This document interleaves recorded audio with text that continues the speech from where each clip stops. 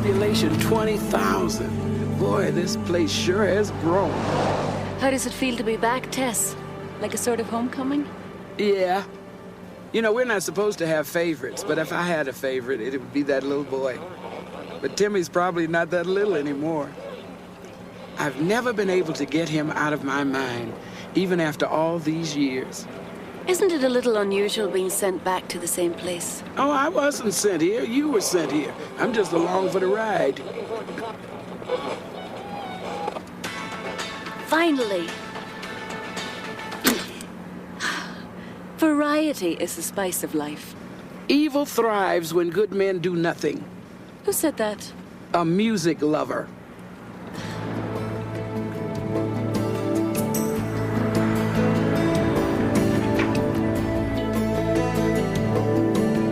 So, my assignment, it's just a bit of paperwork, huh? Oh, it's a angel walk in, lend a helping hand, angel walk out. It's a who is that mysterious stranger thing? Here's a piece of cake. 11:15 must be in the next block. Sunday driver, and it's not even Sunday. And what will you do, Tess? Look for Tim? Maybe. Or maybe I'll just walk around and soak in some local color. And see the sights. Oh, my God. Is this the place? I think there's going to be a lot more than paperwork involved here.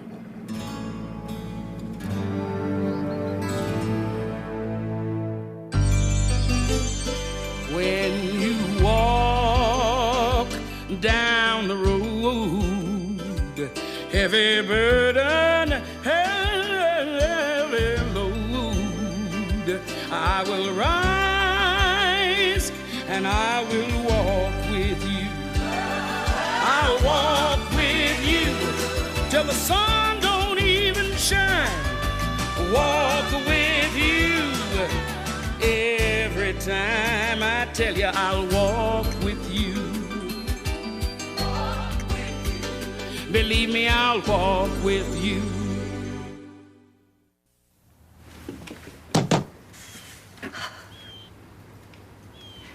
You know, technically this isn't your case, Tess. Are you sure you want to get involved? The world is full of people who don't want to get involved. That's how trash like this can happen. Thanks. Who is it? Dr. Glassberg, I'm answering your ad in the paper. You know, the one for volunteers? The ad doesn't run until Friday. Yes, well, I have some friends at the newspaper and they said you could use some help. Certainly looks like you could.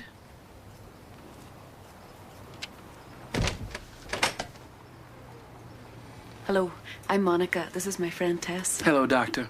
Joanne, I'm sorry to be so careful, but we've had a little excitement around here, so, you sure you want to get involved? There you go. Nice, even strokes. Put a little muscle in there. It's not exactly what I had in mind, you know. I'll start on the bathroom upstairs. You've done an awful lot of work in this place. Yeah, but in a few weeks when I'm open and this house is full of guests helping themselves and each other, it'll be worth it. Everyone deserves to die with some dignity. Aren't you frightened by all this? Of course I am, but I only have two choices, quit or keep going, and I'm not going to quit, so that only leaves keep going.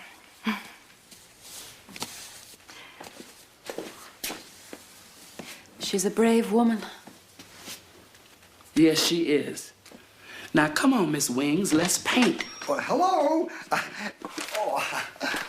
This came to my house by mistake. I'm Jerry. I live next door. I know. I recognize your hand. And you are, Very busy. I'll make sure that the doctor gets the package. Oh, you're friends with the doctor? Just visiting? New in town? Jerry, if you want to chat, grab a brush. Oh, no. I have to get home and do things, don't you know? Well, so long. See you later. I'm sure of it.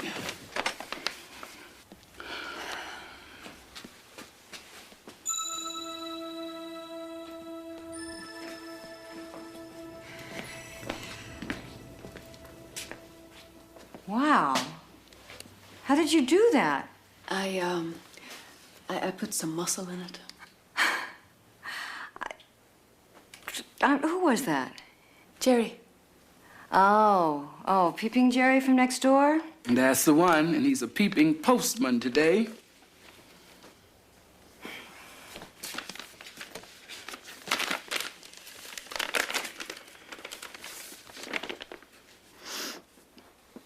Oh, no.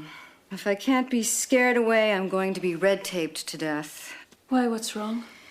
The city council meeting to approve all of this is tomorrow. Now they've thrown some sort of zoning thing at me. 100 forms to be made out in triplicate, or else I have to start the whole process again next year. Ah, paperwork. All right, then. That motion will be carried and go to committee for a recommendation. The next order of business is the proposed hospice on South Race Street. Now, I do have a note from the clerk who states the permits have not all been received. I have them right here. Ah, Ms. Glassman. Glassberg. Dr. Glassberg. Yeah, forgive me, Dr. Glassberg. Will the clerk please receive all the forms? While the clerk is determining the validity of the proposal, we will hear from the community, represented by Mr. Porter, chairman of the Citizens for a Better Guilford.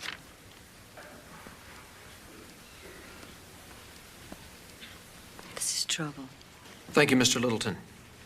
The Citizens for a Better Guilford strongly urge the City Council not to authorize licensing Dr. Glassberg's AIDS hospice. She proposes to open her house to transients carrying a communicable disease, people whose health and police records are not known, people whose morals are questionable, and people whose visitors will certainly clog our streets with their cars and God knows what other kind of Congress. All of this less than 2 blocks from a junior high school in a quiet neighborhood. Already our children are passing the obscenity and graffiti that this building has attracted.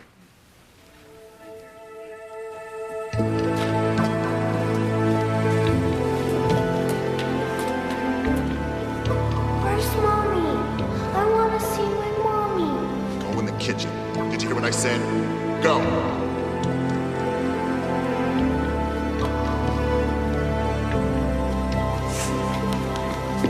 You know, it's all right to cry. You cry to your test, baby. It's all right. This hospice is a threat. It's a threat to community health. It's a threat to our children's safety, not to mention the damage it'll do to property values. Please, do not allow this to happen. Thank you. Absolutely.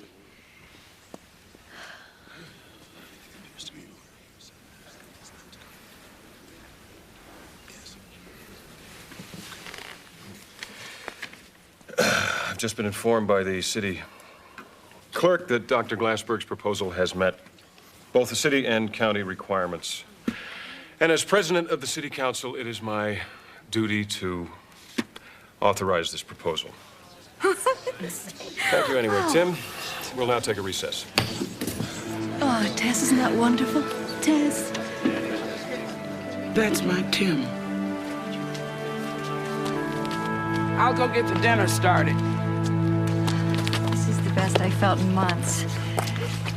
We're actually going to open. I think I never really believed it. Well, you can believe it now. I'm going in the house now, Jerry. We need some milk. Oh, look, you go on in. I'll get some. I've been so busy lately, I forgot about everything. Food, laundry, all that living stuff.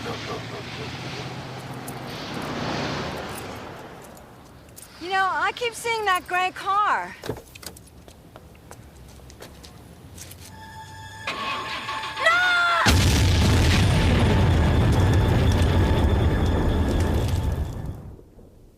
4% of the state budget. In other state news, authorities are still investigating that mysterious car explosion that rocked a Guilford neighborhood on Monday. That blast nearly took the life of an AIDS activist. Andrea Gallagher reports. Dr. Joanne Glassberg, who has a plan to open a hospice for AIDS patients here in Guilford. That plan has met with strong local opposition. Miraculously survived the blast, which demolished her car and shattered nearby windows. She is in critical condition but is expected to recover. Well, I didn't see anything, of course. I just heard this loud bang, you know, and I lost the picture window of my living room. Well, how do you feel about having an AIDS hospice next door? Well, I don't think it matters much now. I mean, it doesn't look like there's going to be one. The doctor's supporters insist the Race Street Hospice will open on schedule, despite the frightening possibility of continued violence. Ann Gallagher, Live News.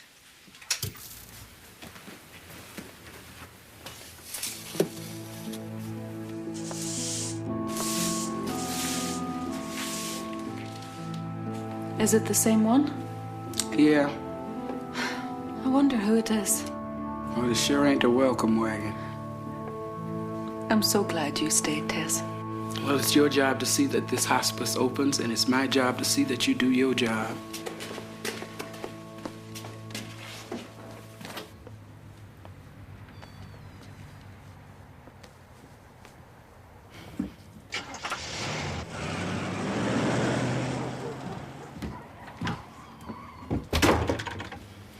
Did you hear him on the news? I didn't see anything. Well, see this! Tess? I must need a vacation. Nosy little men are beginning to get on my nerves. Why do you think we didn't know about the bomb, Tess? I don't know, baby. I just don't know.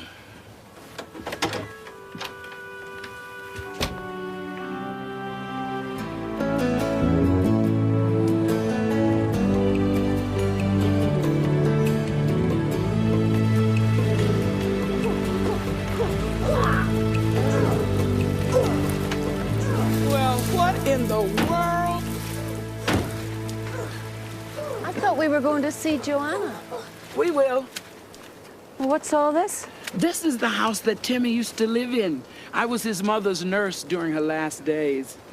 And this used to be a big old shed kind of thing where they kept tractors and stuff like that.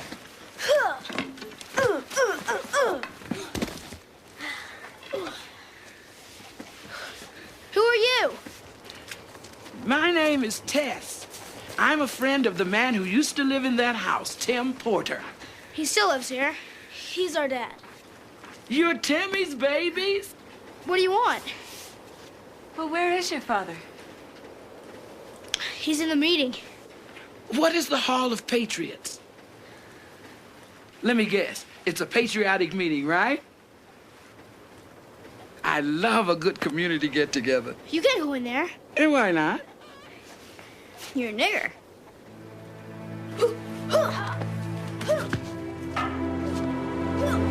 This country was founded by whites. It should be run by whites. It's time to wake up, people. They work to save the whales and the seals. Why can't you take the time to save your own race?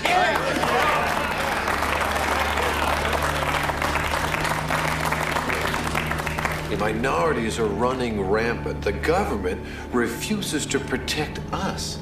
It's time to take things into our own hands. And speaking of that, let's give a big Aryan patriot thank you to our brothers who put a stop to that Jew doctor and her homosexual sickos this week. One of the great soldiers in this holy war, and this, people, is a war. One of the great generals in our state is here today. He's already made great inroads into local government. And when he announces his candidacy for the State House next year, I expect him to win with our help. Let's give a big hand to Frank Littleton.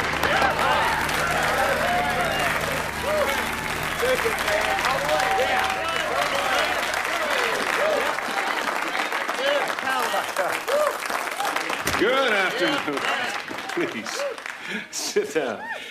I suppose that for some of you, it's your first time. Probably invited by a neighbor who believes you share in the same frustration that the rest of us in this room do. That you've been disenfranchised from your God-given right to run this country. You know, I overheard someone ask during refreshment time a very simple yet very important question. How do you know that white supremacy is the only way for America? Well, that's a good question. But the answer is, because it says so. Right here in the Bible. Right away. If we look right here in Genesis, we see the word Adam. Adam. What does that mean? Man. Adam means man. That's wrong. That is what they want us to believe. If you look it up, the translation of Adam is Adam. Adam. To have blood in the face. To blush. So come on, people. If you can't show blood in the face, then you can't blush. And if you can't blush, you don't have a conscience. Who are the only people in the world that can show blood in the face? Tim, stand up here for a minute. White people, white Aryan people are the only people in the world that can show blood in the face.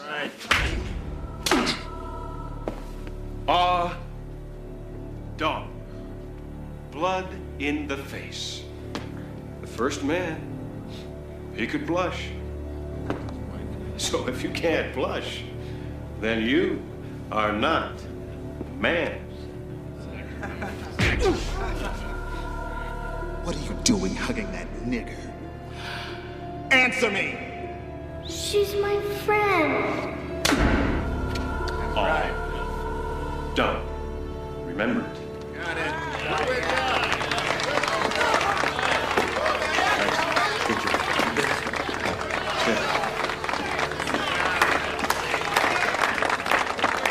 Oh, you people are lucky to have a captain like Tim in this war. And by the way, it's a war that never ended. Oh, they said that the white movement ended back 50 years ago, but did it? No! The fight has just begun. I don't care if you're an Aryan patriot, or you're a Klan member, or if you're a skinhead. Don't let our differences divide us. Let our hate unite us.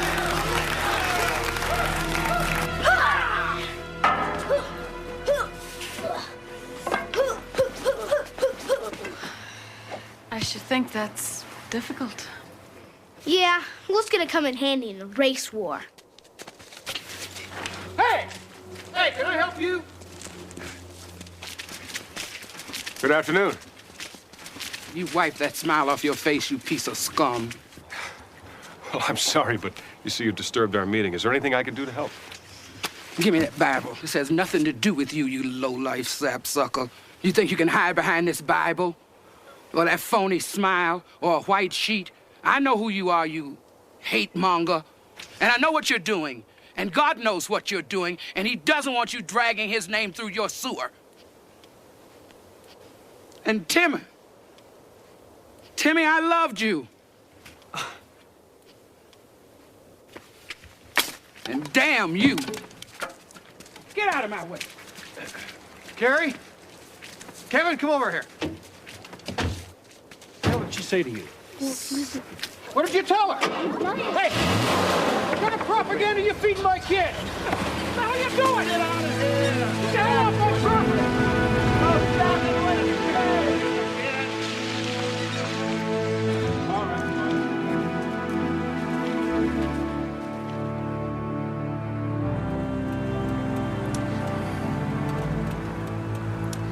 I don't know, but I don't think that's exactly what it means to get involved. No, Angel Girl, it's not. So what are we going to do now? I think we're about to find out.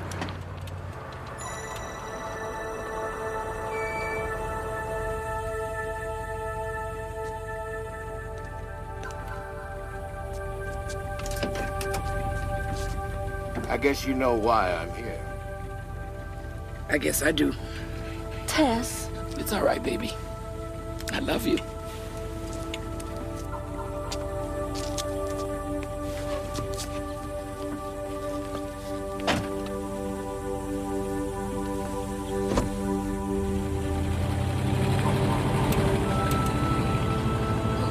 Who are you?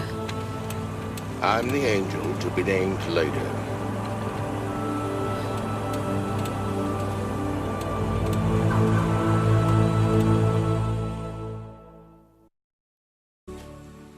My name is Sam. Sam.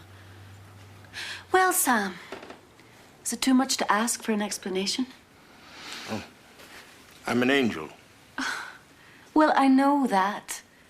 But I wanted to know what you're doing here, and what's happened to Tess, and what am I supposed to do now, and what... Why don't you start with those? You're supposed to do your job, Open the hospice. and I'm supposed to help you. Thank you very much. And Tess? Tess has been relieved of her duties. What? She's no good to us in her current state of mind. Well, I know that she got upset, and she said some things that were un-angel-like, but haven't you ever gotten really mad and gone a little crazy? No.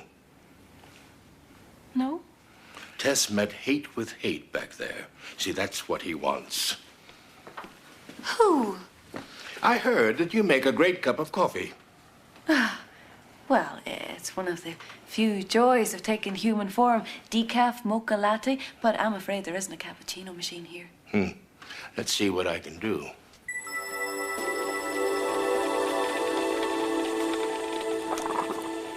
Then I was in search and rescue for a while. So was I. I never saw you. I keep a low profile. And now you're a caseworker. Well, not exactly. I sort of specialize. Kind of like a cleanup man. I coached baseball in one assignment. Well, high school baseball. Yeah, this is not baseball. The person that set that bomb today was there with Tess in that so-called Hall of Patriots. The man in the gray car? Maybe. Doesn't matter. Any number of them would have done it and wanted to. So in a sense, they all set that bomb. You mean we were never dealing with just one person? No. Tess walked into a room controlled by evil. Evil so powerful it can make you fight against it on its own terms. Disarm you with your own hate. I can't imagine hating anyone. Neither could Tess. Hello? Hello? Hello? Oh, I hope you don't mind. I let myself in. I'm Jerry from next door. Yes, you are. And you are... Sam. Oh, yes. Well, the neighbors are very concerned about all this graffiti. Now, are you going to leave it up? Would you like to help us remove it? That's not exactly what I meant. But I've got a list of things to do around here. Let's see. Are you the handyman? Well, I get things done. Sheets, beds, medical supplies, remove graffiti. Yep, here it is, right here. Medical supplies? Wait, no, now you're not seriously thinking of going ahead with this AIDS thing, are you? Why not? Oh, dear, dear. Hello, Jerry. Oh, where is the other lady? Joanna? Oh, she's still in the hospital. No, not that one. The one that waves. She's gone. Oh, they're dropping like flies. He's nosy, but harmless. There's nothing harmless about fear like that. Well, shall we get to work? And Sam picked up everything on the list. Oh, except for the beds, but we'll get those tomorrow, so everything will be ready for you and your guests when you get back. What's the use? Joanne. I can't. I want to, But you're afraid. And no one has more right than you to be afraid. But Joanne, there's a whole town out there that's afraid now as well. As long as those doors stay closed, everyone will be held hostage to that fear, and the people who did this to you will have won. When the bomb went off, I saw you. For an instant. You were covering me. You saved my life. You were there. Yes, I was. Like an angel. Just like one.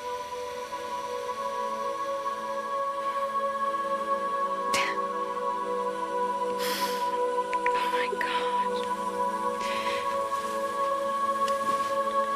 You survived this horrible thing for a reason, Joanne. Don't give up. God didn't bring you this far to leave you now. Will you try? Will you give him a chance to take this fear away?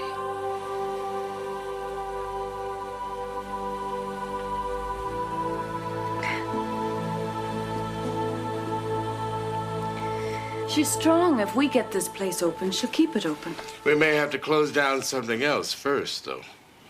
I think I've got you figured out. No, don't bet on it. You're a member of a secret elite angel team.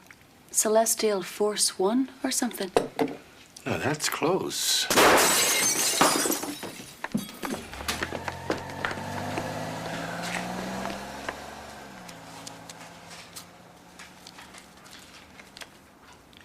Plate glass.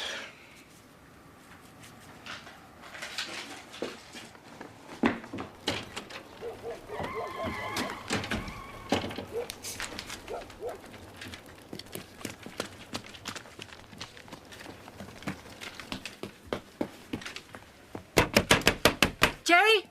Jerry, open up. I know you're in there. Hello. Who did it, Jerry? Did you see who did it? Was it the grey car? I don't know what you're talking about. Someone just threw a brick through the window. Now, I know that you saw something, so tell me what. What did you see? Please, don't ask me. I don't want to get involved. And you think that'll keep you safe? Look at this. If you can't stand the heat, get ready, because it's going to get hotter. Prepare to die in a fire from hell. And it's signed AKIA. Just like on the wall. Whoever set that bomb is going to burn the house down. Just in case the wind changes. I hope the flames next door remember that you don't want to get involved. Now, wait a minute. I'm not a bad person. It's just that... Evil thrives when good men do nothing.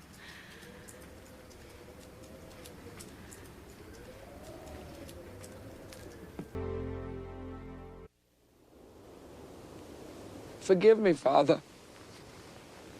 I forgot my faith in you. I forgot your faith in man. And I forgot who I am. Vengeance is mine, saith the Lord. I double-checked, and it doesn't say vengeance is mine and Tess's. I knew they were going to send somebody to take my place. But when I saw you on that road, I realized what was going on. It's him, isn't it? I broke that stick, and suddenly I saw him for what he was. The devil in a cheap suit. You'd think after all these centuries I'd be better at recognizing him. He's deceived us all. He's good at it. I don't know how I let it happen. He used Tim to get to you, but God was using you to get to Tim. Sam, I want to finish this. The boss wants you to. But before you face the devil, you've got to get rid of your hate. Because his is a lot stronger than yours. Well, going from love to hate is easy, but going from hate to love is hard. I still feel it, Sam. Hate for him for what he's done to my Tim, and God forgive me, hate for Tim for what he's done to himself. But don't fight against Tim. Fight for him. If you can't find the love in you, let God love through you. And when you're ready to do that, let me know. But time is running out, Tess. We might lose this one.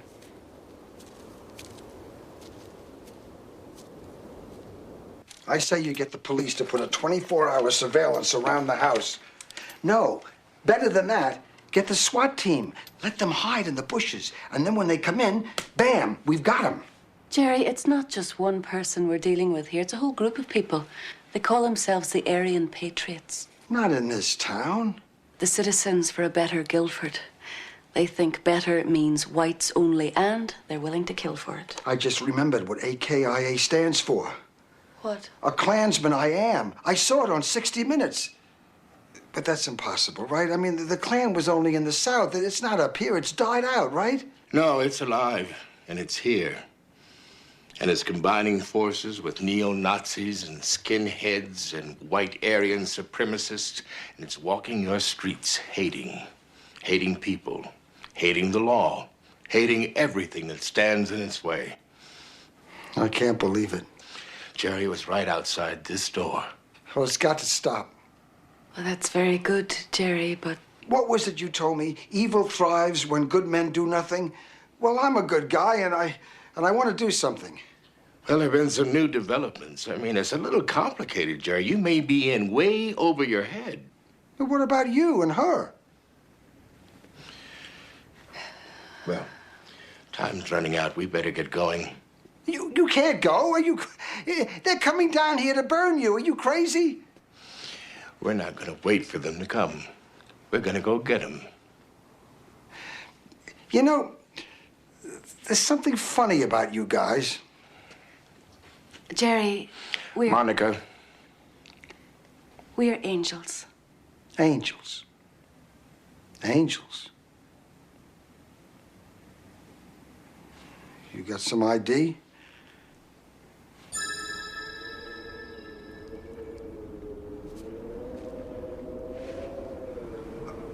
Okay, that'll do.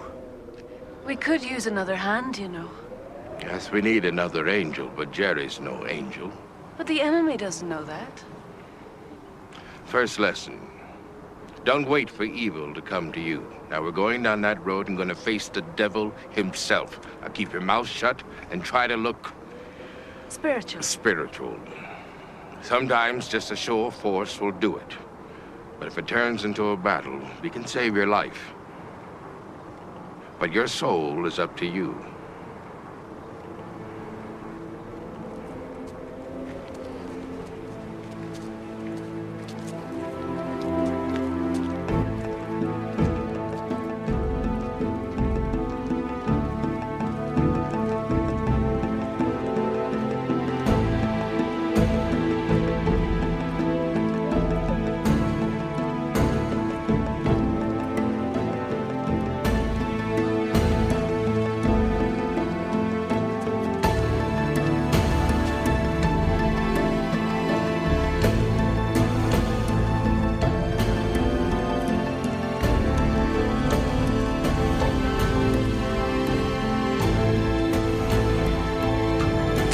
Enough to get the job done right.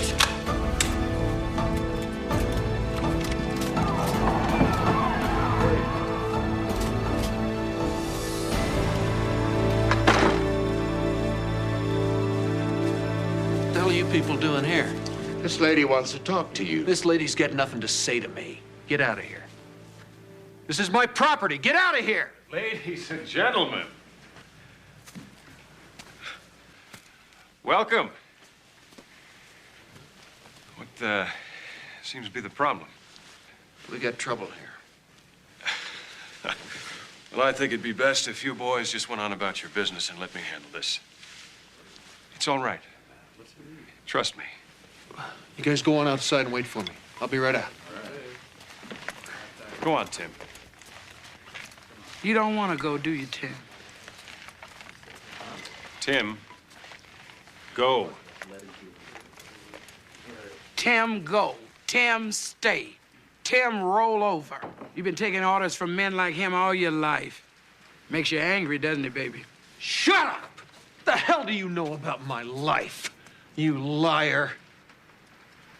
I never lied to you. Go to the closet. And don't come out till I tell you to. Go! I want you out of my house. Now.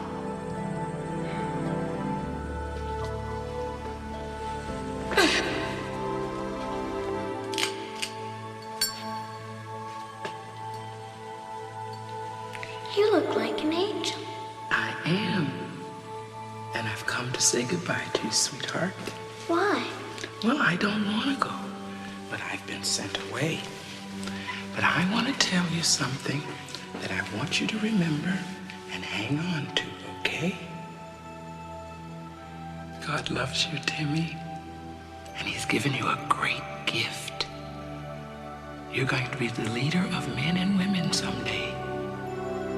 So you've got to be strong now and never quit. And when people make you cry and you're afraid of the dark, remember, the light is always there. Just ask. But I don't want you to leave. I love you. Oh, baby, I love you too. Shut up in here! What am I gonna do with you? I didn't lie to you then, and I'm not gonna lie to you now. God did give you the gift of leadership. But this creature perverted it. He took your pain and your loneliness, and he taught you how to use it to control instead of lead. He's a thief, baby. He stole your gift, and he stole your life. That's what Satan does. Satan.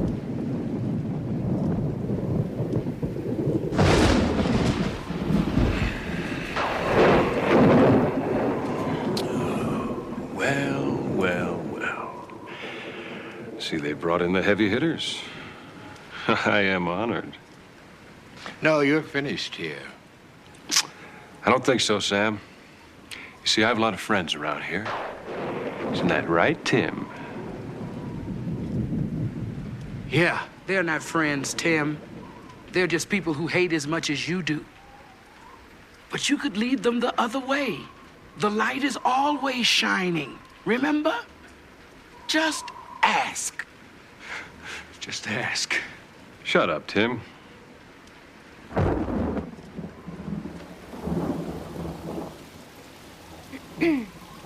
Excuse me. My name is Monica. I'm an angel, but I suppose you've already figured that out. I'm still quite new to this spiritual battle stuff. You see, I was promoted a year ago, but this is my first face-to-face confrontation with Satan, so you'll forgive me if I ask a few questions. No questions. I thought that he'd be more scary, you know? Fire and brimstone, horns. Mostly it's a lot of bells and whistles and lights. He trades heavily on his reputation and lets people like Tim here do the real work. And take the rap. Yeah. So, Tim, let me get this straight. He used your fear and your pain and your hate to talk you into killing somebody. I never... Shut up, Tim. So, then, where does he get his power from, huh? Ah, I guess he gets it from you. That darn free will. God screwed up. Free will is a curse. Free will is a gift, and love is a choice. And hate leaves you no choice at all. But you've got a choice here, Tim. Monica and Sam and I just have the power to reveal him to you. But you can make him go away. He can't stay any longer than you let him. Don't let him hurt you anymore. God loves you, baby, and he wants you back. And by the way, God loves you, too. They're twisting it all around, Tim. I'm not the devil. She is. They're trying to confuse you, Tim. I love you. Look at all the things I have given you. I've given you strength. I've given you power. There are people out there right now who fear you. You're doing God's work. You're doing God's work right now. I don't know about that. Do you want power or do you want the truth? Somebody's lying to you, baby. Oh, God. God. I want the devil to leave this room. Whoever it is, I want you gone!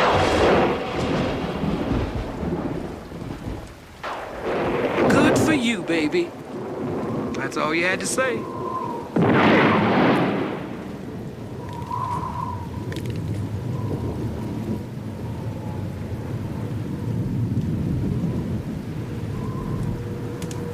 Don't think this matters.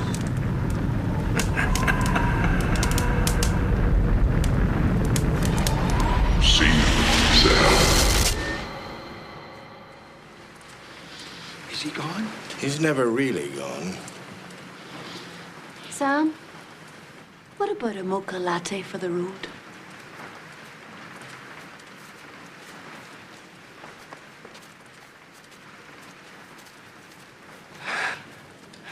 Tess. Tim. There's always your beckoning candle. While a man can think, while a man can talk, while a man can stand, while a man can walk, while he can dream, feeling his dream. Lord, let his dream come true right now.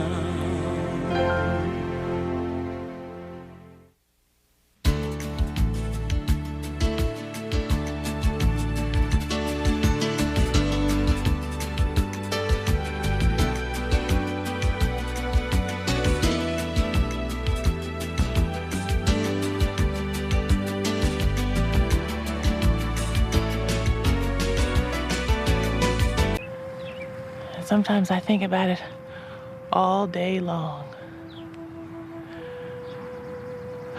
I need that strength of yours, Mom. I don't think I can get through this without you.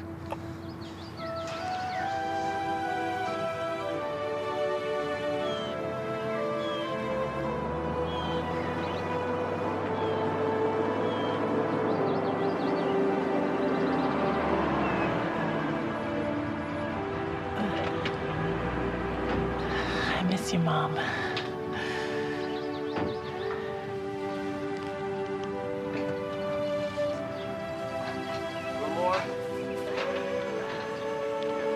Watch out for the angel wings.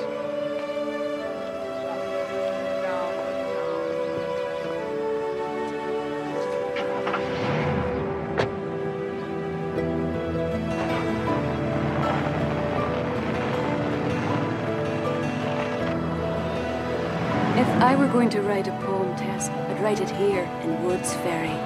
It's beautiful here. Clarice Mitchell can write a poem anywhere. On a porch, on the beach. Do you know, I have even seen her write a poem in the middle of Yankee Stadium. I've always fancied myself something of a poet, you know? Oh, really? Mm-hmm. I can see exactly what needs to be done with her already. Oh, you can you? Sure. Hardly anything rhymes. Well, for your information, Clarice is my assignment. Promises fulfilled on the wings of night.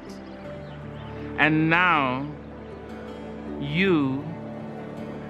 On the wings of night, rest you now in its shade.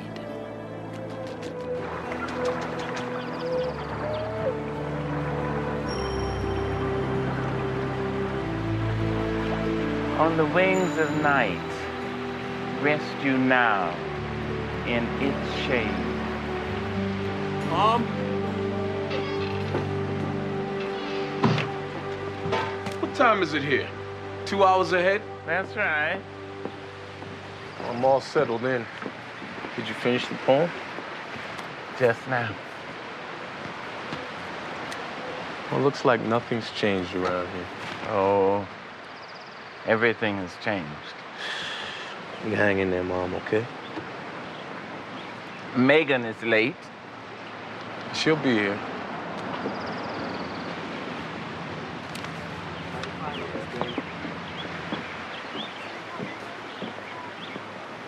If this is your assignment, what am I doing here? I don't know, but they told me to bring you along.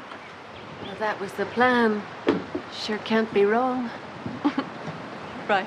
Now you stop this right now. This is a very solemn occasion.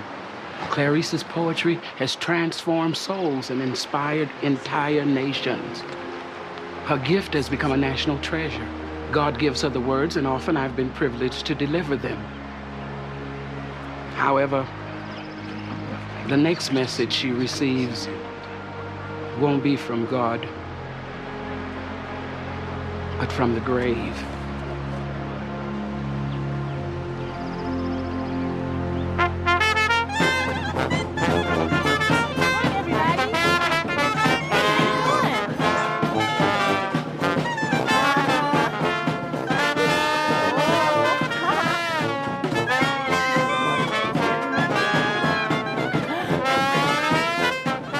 That's the grieving daughter.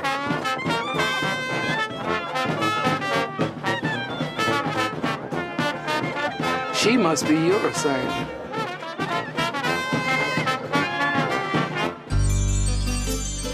When you walk down the road, heavy burden, heavy load, I will rise and I will walk with you.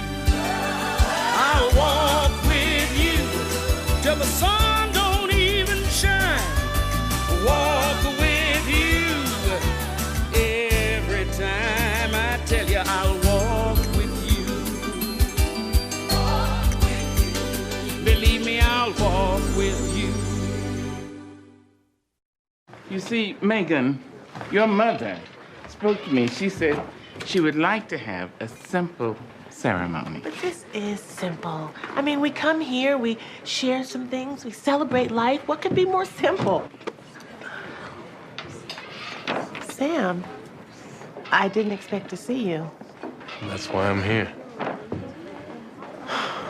Megan, you look beautiful.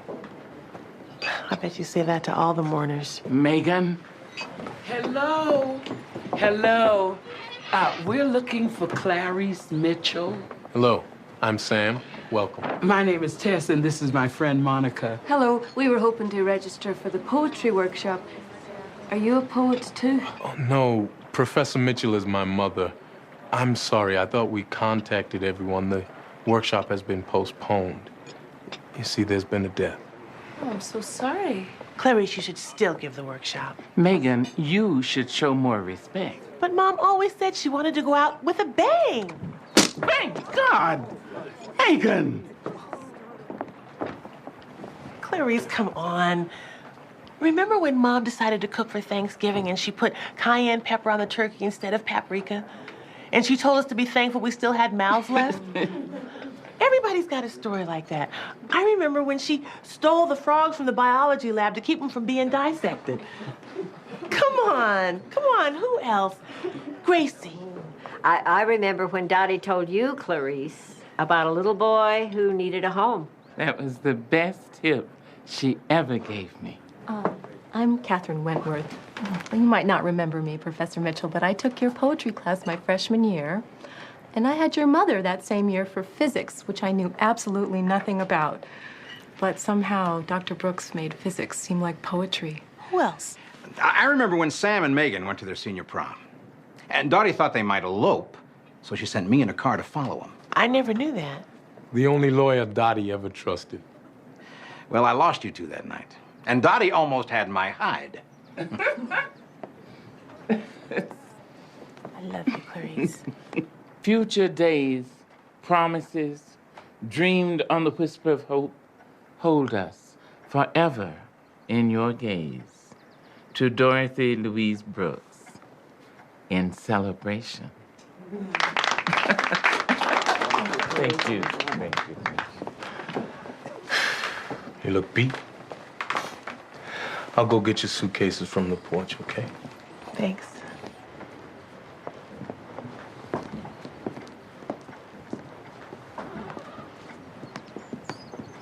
So, did you and Sam ever really try to elope?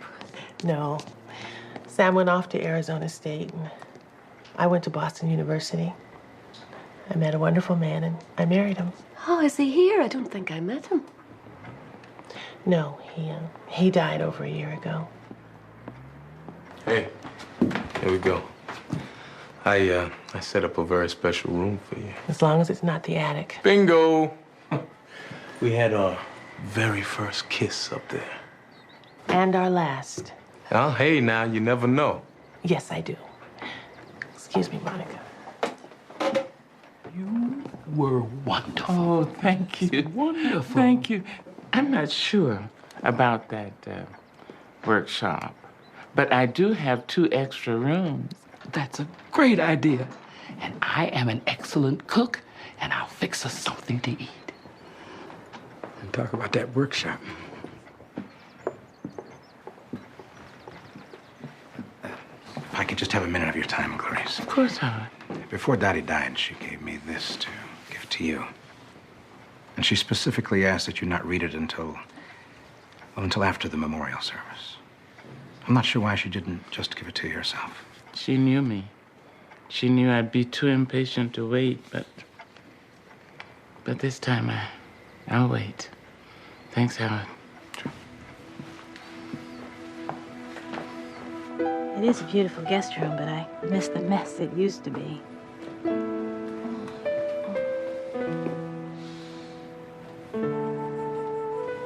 Remember? Yeah.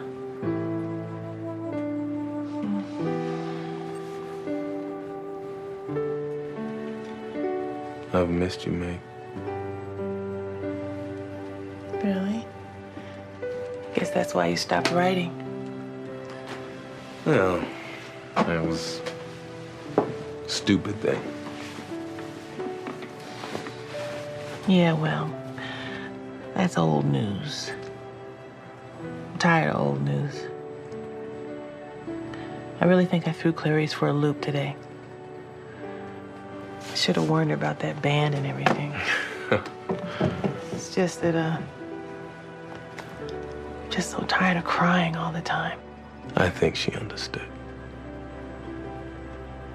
You know, when Matthew died, I had my mother to talk to. Now she's gone.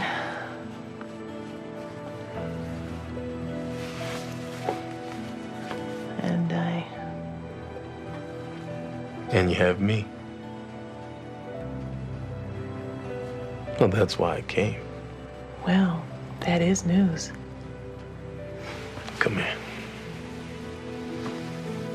Wade in the water, wade in the water, children, wade in the water. God's gonna trouble the water. Wade in the water, wade in the water, children, wade in the water, wade in the water. Well, why did you stop? It sounded lovely. Well, parts of it did. Hey, Megan. Listen. Mr. Bishop, is he still running that ice cream truck? That man will never stop. Let's go. Okay. Megan told me they were high school sweethearts. Well, Dottie and I always used to joke and talk about sharing grandchildren. But you can't choose your children's lives for you. In the meantime, the workshop starts in the morning. No, I've canceled that. There's nobody here. Well, what are we, chopped liver? Monica and I are here, and a lot of people at the party said they'd come too. Well, maybe I'll do it. It might be just what I need. This is beautiful. Where did you get it? Frank and Dottie. She said nothing special. She said, I just needed a crystal bowl. I'm sorry. I'll start the dishes. It's all right. See, this is from Dottie. I know I'm supposed to read it, but I just can't do it. Would you read it for me? Of course I will. My dear friend, you thought you'd heard the last of me, huh? Don't ever think I'm gone away from you. We've shared too much of life, and that's what this letter is about, the life I've left behind. I need you to look after my little girl, Clarice. Don't let that happy face of hers fool you. She's in a lot of pain. Not just because of me. Her husband didn't have cancer, Clarice. He died of AIDS. And Megan has the virus now, too. Oh. Do you want me to stop? No, go on. Clarice, please don't let her know that I've told you. You know Megan. She's very private. And when she's ready, she'll tell you, but I want you to be prepared. She thinks she can do it alone, but she can't. I need you to be her guardian angel. I don't know which is worse, to have your child die before you, or to die knowing that you can't be there when your child is going to need you the most. Clarice, you were there when I delivered Megan into this world. You held her in your arms even before her father did. Now, I deliver her to your care once again. Love, Dottie. Oh, sweet, sweet baby. Sweet baby. It's gonna be all right. It's gonna be all right. Oh, this is gonna be all right. Yes, darling. It's gonna be all right.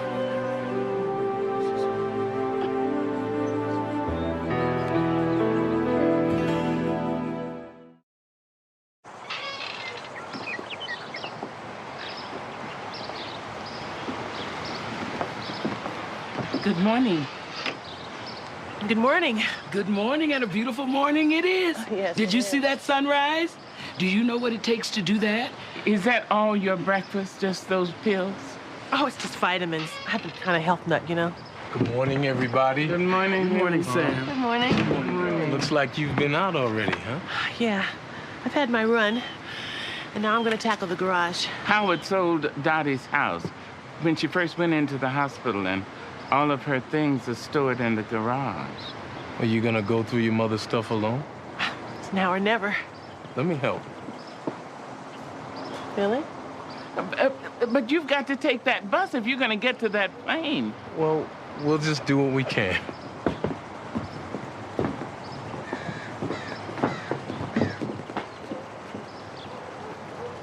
Remember when Dottie used to read this to us? 5 Little Peppers and How They Grew. You know, you should keep this and maybe read it to your kids someday.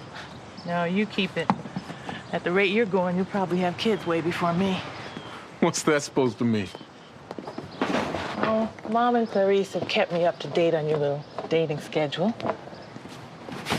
Let's see, there was Lynn. Too perky. Deborah Jo. Yeah, not perky enough. Kate the writer. Well, okay, let's face it, Meg. None of them were you. Sam, why did you stop writing? Well, we were so young, and God, I was so crazy about you. To tell you the truth, it scared me to death. Then you married Matthew. I figured I'd lost you for good. I told Clarice I'd take Sam to the bus. Where is he? I don't know. What rhymes with gossamer, Tess? What are you doing? My assignment. I'm working on my poem. Might as well do something constructive. Well, you can start by forgetting gossamer. It's overdone and unrhymable. But rhyming is my forte. Oh, give me a break. Where is that boy? He's gonna miss his bus. Oh, I think that's them, up in the tree. Samuel! Samuel! Oh! You're going to miss your bus.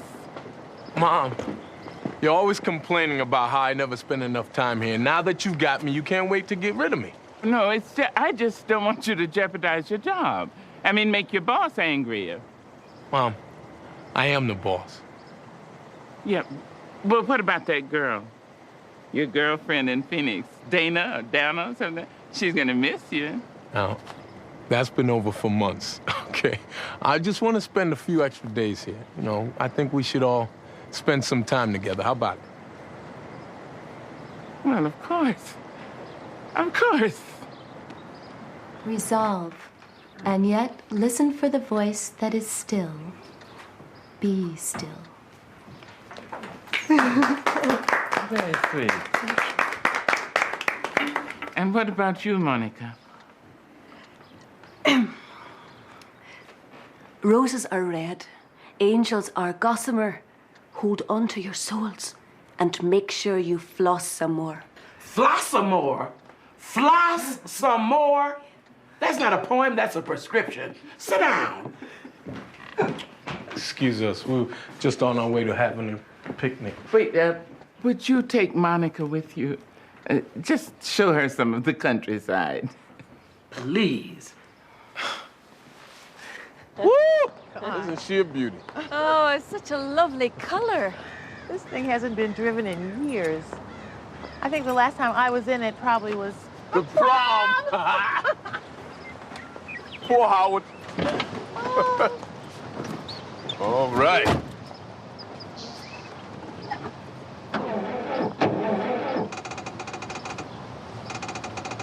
Well, that was a good idea. Why don't you let me try? Go on, pop the hood. Okay.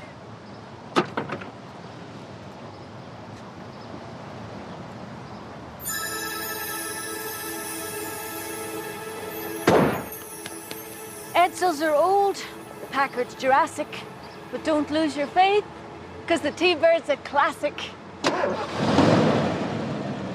Hey! All right! All right. You know, I've heard that 3 is a crowd, so why don't you both go off and enjoy the car? Thanks. Okay. That sounds good. Here we go.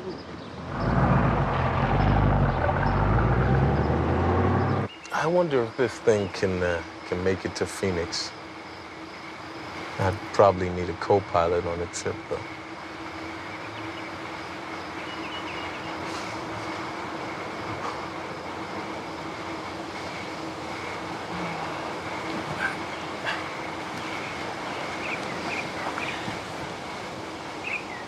You're still gonna fix us something to eat, aren't you?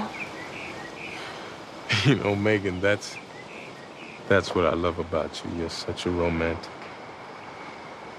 You always used to say that.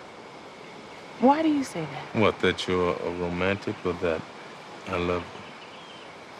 Sam, you said that 15 years ago. Yeah, well, some things never change. You left me. I'm not blaming you. I got over it. It's just that we can't go back. At least I can't. Look, I know you still miss Matthew, but you've got your whole life ahead of you. And I want us to be together. Oh, really? Since when? I knew when you married Matthew that I made a huge mistake. Sam, you have no idea. Okay, maybe it's too soon. It's not too soon, it's too late. It's too damn late.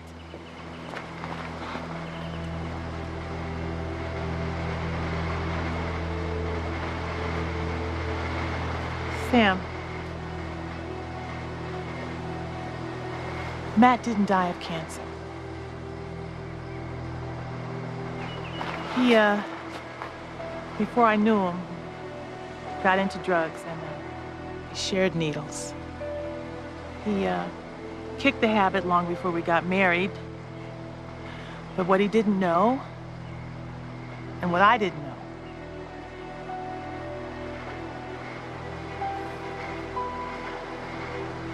Sam, Matt died of AIDS. And I tested HIV positive about 2 years ago.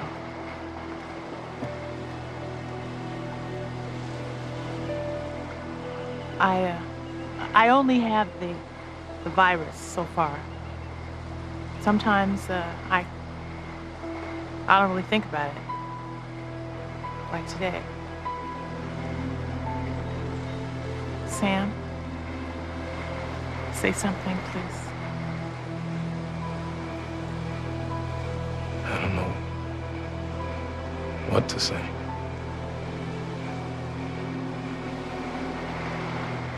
It's okay. Nobody ever does.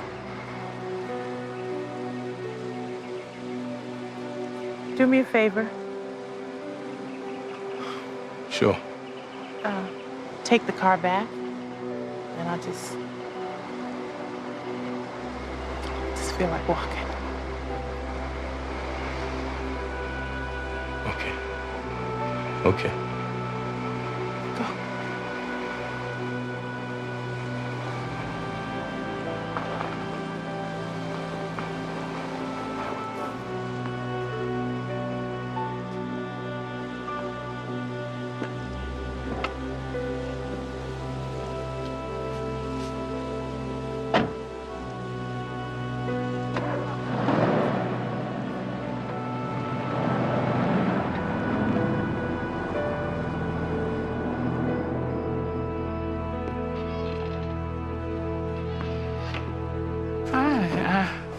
I was worried about you. I just went for a walk. Did Sam get back yet? Megan and Sam left. What? He came back. He said he was taking the car to Phoenix, and he left.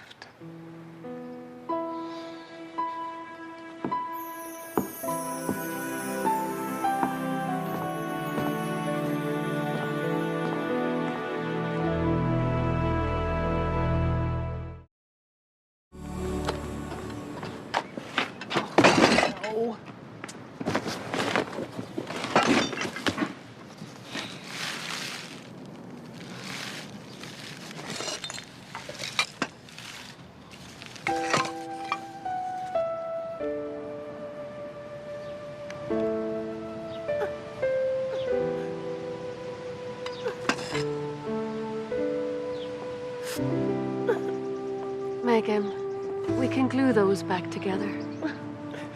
You have some good memories for Sam, don't you? I was gonna be Queen of the United States. And Sam was gonna be an intergalactic pirate.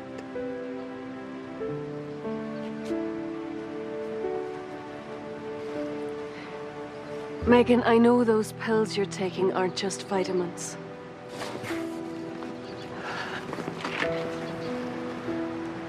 I don't want anybody to know. Anybody. Are you sure? It's better if everyone just finds out when it's over. Is that fair to the people who care about you? They can't handle it. Sam couldn't. But I can. And I'll be better off if I could just get through this alone. No, I don't think you will.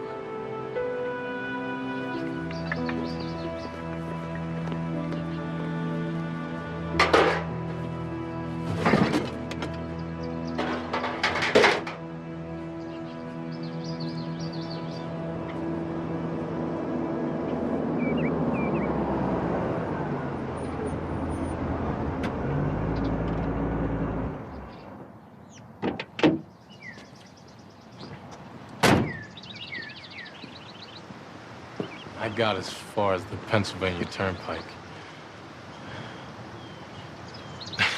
I was stupid enough to let you get away once, but I love you, Megan. I mean, I've loved you ever since the 2nd grade, and I will always love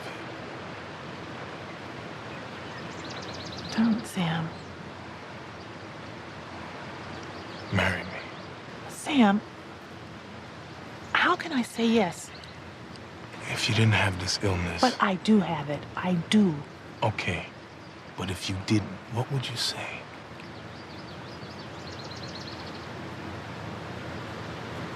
Yes. I would say yes. Okay, then what are we talking about? Hey. I want to marry you. Sam, it wouldn't be fair to you. You know, look, I don't know how long we have. I mean, who knows? I could get hit by a bus tomorrow. You know, probably the very same bus you're gonna leave town on because I'll jump in front of you.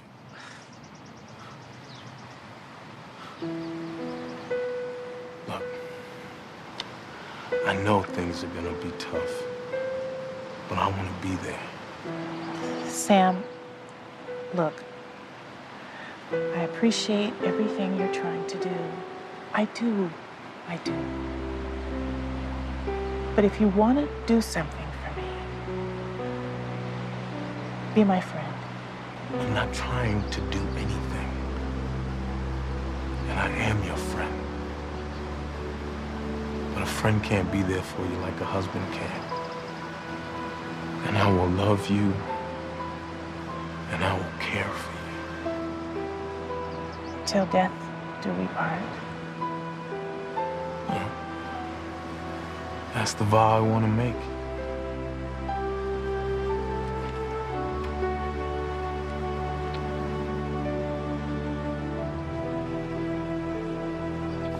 When I saw that old clunker on the road, I couldn't believe it. Clunker. It drives beautifully. Well, that's a miracle. That's all I've got to say. One I thought I'd never see. But then, seems like anything can happen these days. Right, Clarice? Clarice? I'm sorry, Howard. What were you saying? Well, Meg and Sam. I saw them on my way over here. Looks like love to me. Oh, that's wonderful. War and famine, plagues have wiped out entire civilizations. But love has never been wiped out. Hello, everyone. Sam, what are you doing back home? Yes, I'm home. Howard, I'm glad you're here so that you can enjoy some of the champagne with us. Champagne? What's the occasion? What is this about, Sam? Patience, Mom, patience. We have all been waiting a very long time for this. I'd like to propose a toast to Megan Eileen Ellison, a woman I've loved all my life, who today has made me the happiest man in the world. Megan, my bride-to-be. Finally. Now, Mom, you can give us your blessings now, and we'll take your poem later at the wedding. No. Clarice? I know that you have the AIDS virus. Your mother told me in her last letter. Oh, my God. How can you do this, Megan?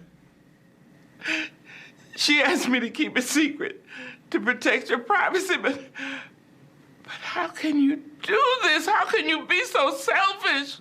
Clarice. Dottie was my oldest friend, my dearest. She gave you to me when she died. She asked me to look after you, Megan. Megan, I'm going to look after you. Not for Dottie, but for myself, because I love you. But I have already lost Dottie. And I know I'm going to lose you. But I will not lose Sam, too. I will not lose my only child. I will not.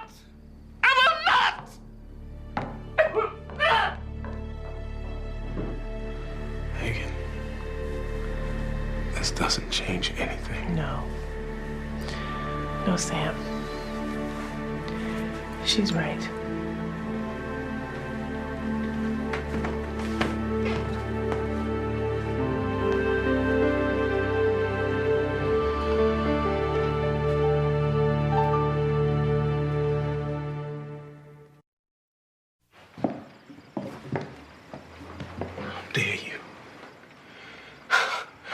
can't believe you, Ma. I can't believe this. Listen, I took no pleasure from saying what I said, but somebody had to say it. As a matter of fact, no one had to say it, but you said it anyway. But Sam, I told the truth. It was hard to hear, I know it, but that was the truth. Look at you. You have your whole life stretched out in front of you. And you're getting ready to make a sacrifice of it. There is no sacrifice. I'm not gonna get AIDS. There are precautions. There's safe sex, no sex, whatever it takes. I have a second chance to have her in my life. And I'm taking it. What kind of chance is this? A chance to watch her die? I'm not gonna lose her again. Oh, Sam, you will lose her. You will lose her as you feed her. You will lose her as you wash her. You will lose her as you just sit there looking at her. You will lose her when you see her wither away, Sam. With screaming pain, you will lose her. And then finally, baby, when it's all over for her, it could just be beginning for you. I love her. But love won't save her now. I am using my love to try to save you. Can't you understand that? This is real. I know.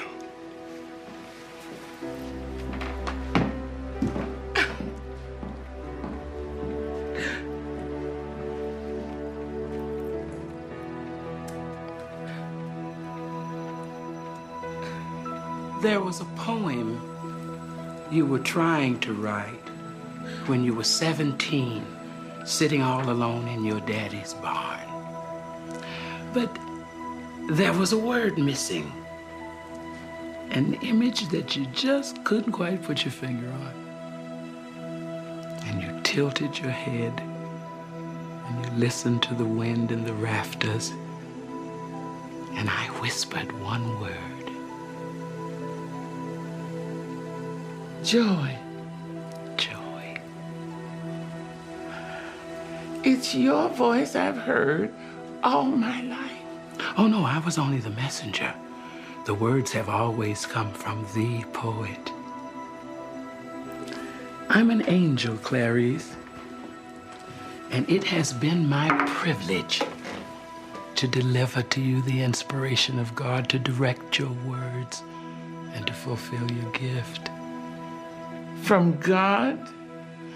Oh, words have flowed from Him to you and on into the hearts of the mighty and the meek. You've used your words to uplift and to restore.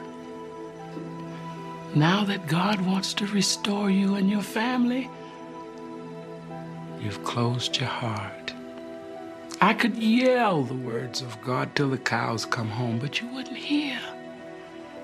Not until you let go of your fear. I have every reason in the world to be afraid now. Clarice, you have given fear the power to make you fearful. And now you want to pass that on to the two people you love most in the world. But this is a matter of life and death. No, this is a matter of life or death. There's a time to live, and there's a time to die. And this is Sam and Megan's time to live, to love. And you've got to let them. I don't think I can. I don't think so. No, not now. All you see now is death behind you and death in front of you. Stop listening to fear. Open up those ears of yours and listen to the poet. Maybe you don't want to give them your blessing, but he does. I want to save them. Precious. There's nothing you can do but love them.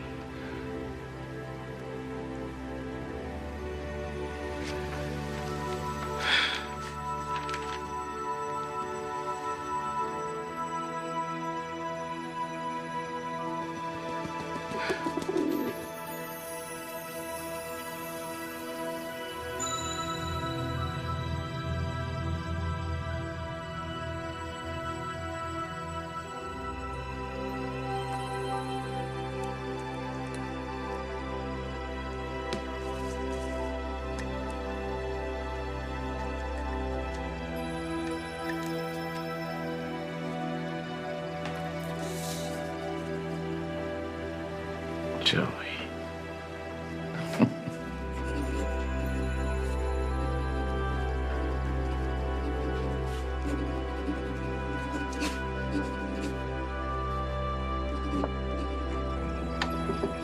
Hello? Anybody up there? Oh, there you are. Is this a private party? No. Here, let me help you. Thank you.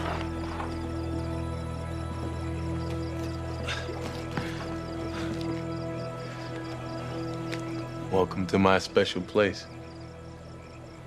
When I was a little kid, I used to come up here to mull things over. Well, did you ever mull over getting another special place? I guess I had too many other things on my mind. Like now? Yeah. Sam, I got something to tell you. Now, I'm not a poet like your mother, and I'm not typically exciting on these revelation things. Monica lights up like a Christmas tree half the time. But I've always put stock in plain old-fashioned facts, even if sometimes they do come out a little rough. I guess you're only human, right? Well, that's my point. Actually, I'm an angel, and so is Monica. Clarice took it pretty good, but she's a little artsy, and she's sort of prepared for the unusual. But you've had your fill of the unusual recently, huh? You want to go back to that angel thing? God loves you and Megan, and he rejoices in your love. Don't let each other go. Tess, whether you're an angel or not, I really appreciate the thought. Really. I'm confused. I mean, am I being naive? I mean, is it too dangerous? Well, there's nothing more dangerous than loving, unless it's not loving. Sam, he didn't say it was going to be easy, but he says it's surely going to be worthwhile. God said this. Can I have it in writing? It's on the way. I'll leave you with your thoughts. Let me help you. No, I think I'll take the back way down.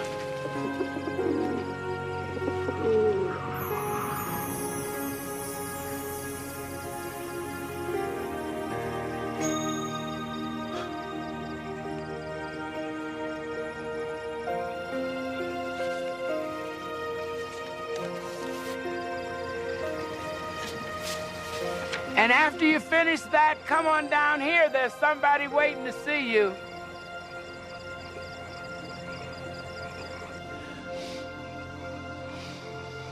I know now.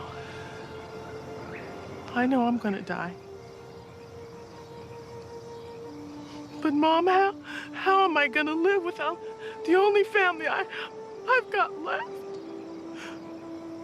I don't want to die alone. I'm afraid.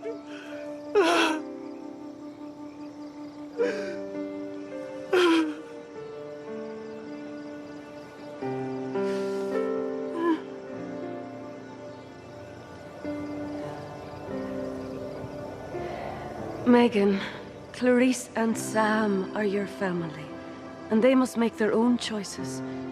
But whatever choices they make, I promise you, you will not die alone. Monica? There are all kinds of angels in this world, Megan. But tonight you needed the real thing. I am an angel. An angel? Yes, Megan. And God sent me here to be with you. Then let me just ask you one thing. Why? Why did he do this to me? What did I do to deserve this? Nothing. Megan, you've done nothing. This is not a punishment. God hasn't done this to you. God didn't set this journey in motion. He's just as angry as you are that you have to walk this road. But he promises you this, Megan. He will walk this road with you, and he will be there for you when you reach the end of it. God loves you. That's why he sent me here. Then, can you stay with me through this? For as long as it takes? I think I would just get in Sam's way. Sam is gone. Clarice is gone. No, they're not. God has kept all of us very busy this night.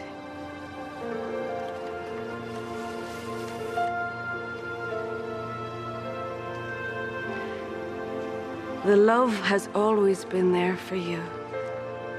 All any of you needed was the courage to hold on to it.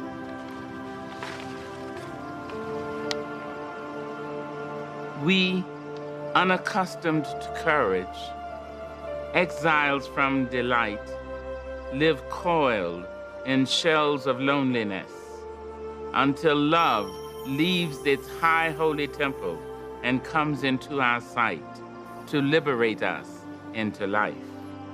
Love arrives, and in its train come ecstasies, old memories of pleasure, ancient histories of pain. Yet, if we are bold, love strikes away the chains of fear from our souls. We are weaned from timidity. In the flush of love's light, we dare be brave. And suddenly we see that love costs all that we are and all that we hope to be. Yet it is only love which sets us free.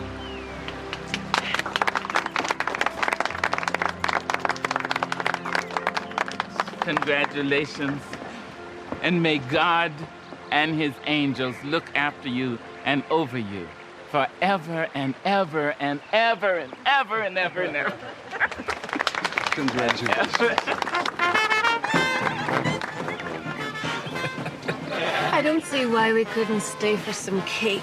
You know very well why. It's not such a bad poem, Tess. I'm sure they would appreciate it. Roses are red, napkins are handy. That's my cue. Weddings are nifty because they give you free candy. Oh, God, why don't you help me? Please help me with this child.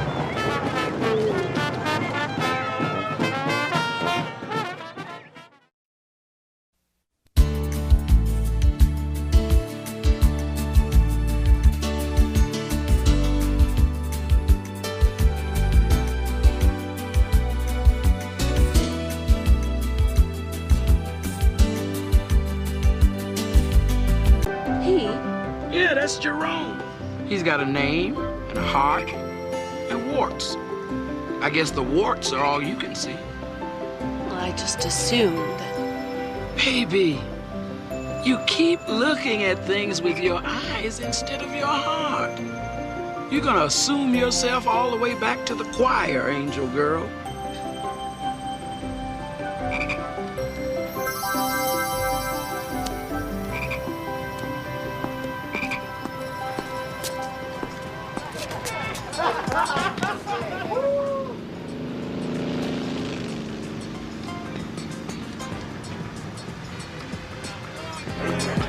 Those tips coming down. Yeah, that's right. Yeah. The beautiful Glitter is dancing for you on our stage. Glitter is her stage name. Her real name is Ginger. Ah, that's better. I guess that glitter can be just as ugly as warts sometimes. Your assignment is to look beyond all that glitter. I don't think there's much glitter to look beyond. Baby, be careful. Don't start making judgments from what you see here. Remember Jerome. The secret is what's inside. And Ginger's got deep pain and confusion inside. She's doing all the wrong things for all the right reasons. And she's hurting somebody else even more than she's hurting herself. And that's what you've got to help her strip away. I don't like the sound of this. This isn't one of those walk a mile in her shoes things, is it? Try stilettos. A stripper? Well, not necessarily. You're supposed to start off easy and work your way up. Up? Well, we're gonna find out where that is. Come on, gentlemen, show your appreciation.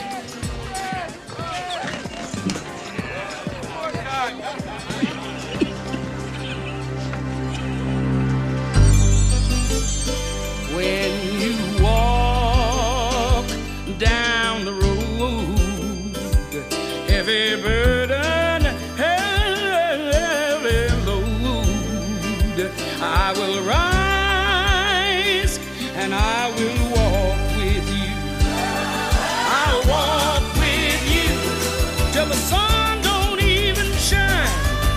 Walk with you every time. I tell you, I'll walk with you. Believe me, I'll walk with you.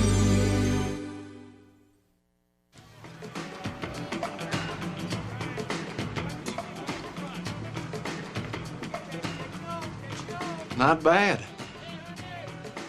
Couldn't I wear a little more? In this business, less is more.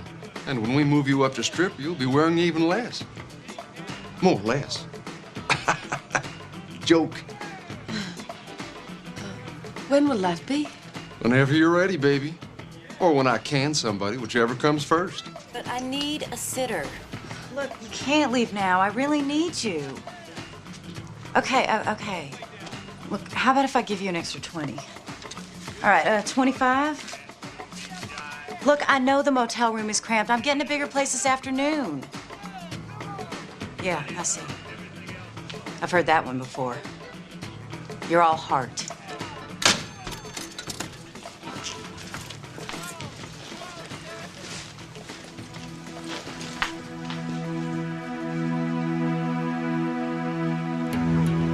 The only interesting thing to do here, I guess, is to collect cans and papers and stuff. But if you stay with it, you can make some good money. You can tell a lot about people from their garbage. Like if they're pigs or... That's how those archaeologists figure it all out. They sift through petrified garbage and stuff. So like 100 years from now, figure out why we died. Hey, hey. Hey. What's up, Big Jeremy? How you doing today? What you got good for me? I got 20 pounds of newspaper and a couple bags of cans. Oh, good job, good job. So you going to Nashville? Yeah, I'm gonna go there this afternoon, as a matter of fact. I'll drop off these cans and these papers, go see my mom's, so I could probably get that little cash for you in a couple of days, all right? My dad was looking for it. Whoa, where's he at? He's showing a trailer to someone.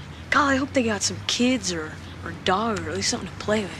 Yeah, I'm sure they do. Do me a favor, tell your dad I'll have his rip for him as soon as I get back from Nashville, all right? Okay. All right.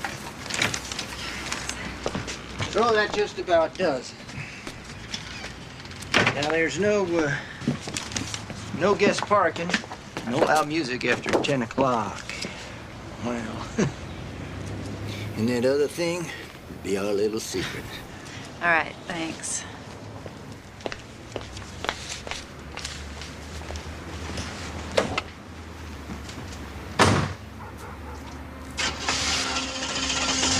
Secret?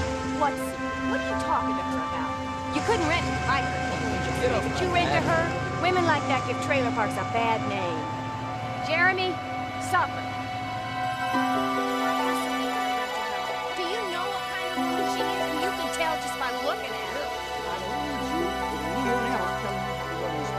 I get up early, do the plumbing, do the electrical, and I rent cars. Don't push it.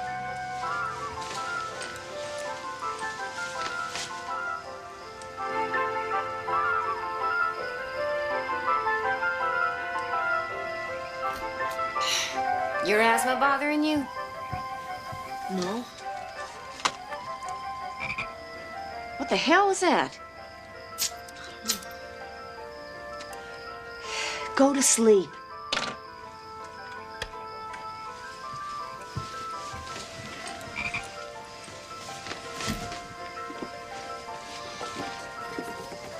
I don't know what's going on in there, but we're sure gonna find out in the morning.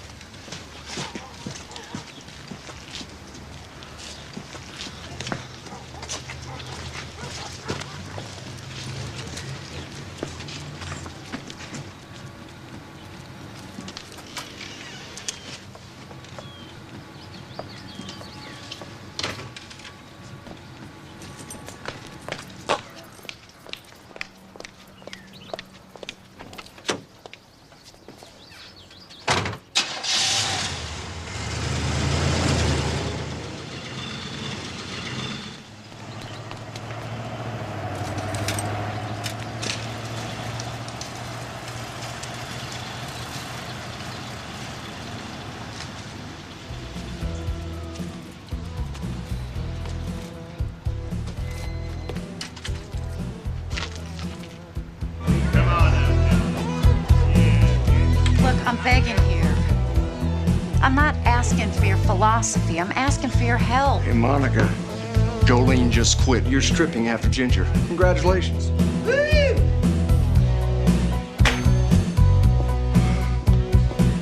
Yo, Monica, get your tassels in gear. Hey! Oh, good afternoon, sir. My name is Jeremy, and I represent the Young Economists of America. I'm asking you to invest. Hey, get out of here. No kid's allowed to be here. So you going up there, huh?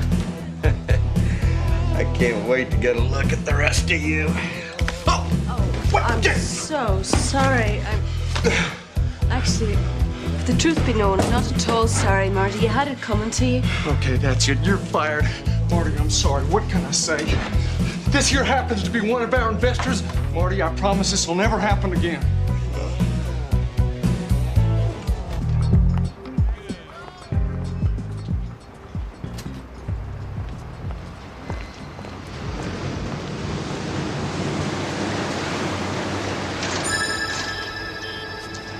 What's wrong with this picture? The humans inside and the angels outside.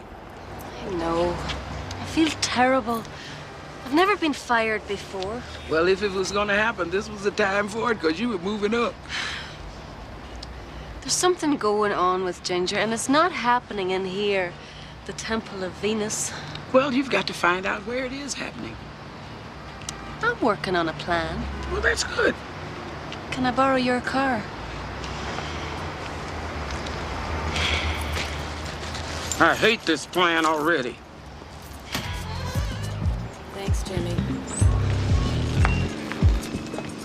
What are you still doing here? Tell me you're not going to go back inside and ask for your job back.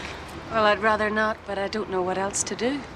Hey, look, I'm sorry it didn't work out. I'd buy you a drink, but I'm so tired I just got to get home.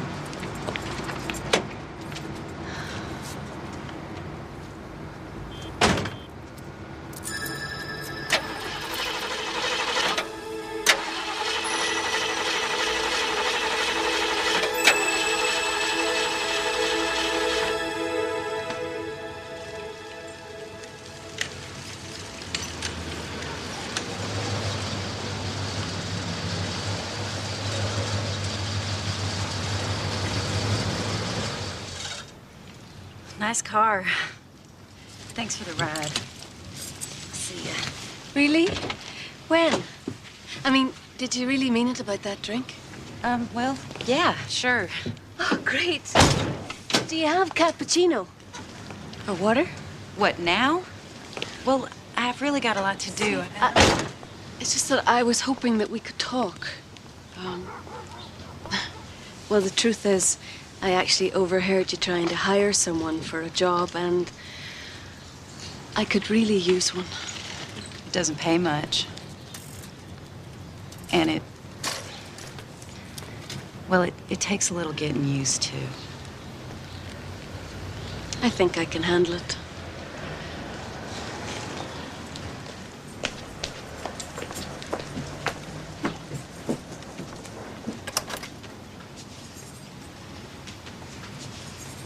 What's she got in there?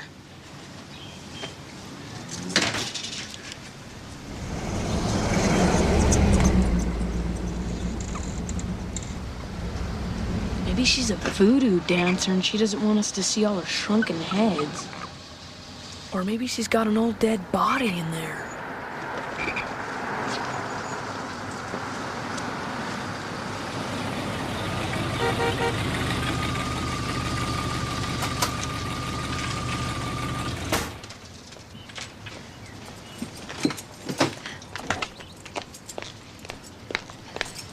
Good morning. I'm all set. Great. I'll see you later. I was just thinking, you know what you said about staying in the house? Look, we already went through that. You want the job, don't break the rules. You don't like the rules, tell me now. I got a bus to catch. Okay. I'm gonna be a little late. I gotta pick up my car from the shop. See ya. Bye.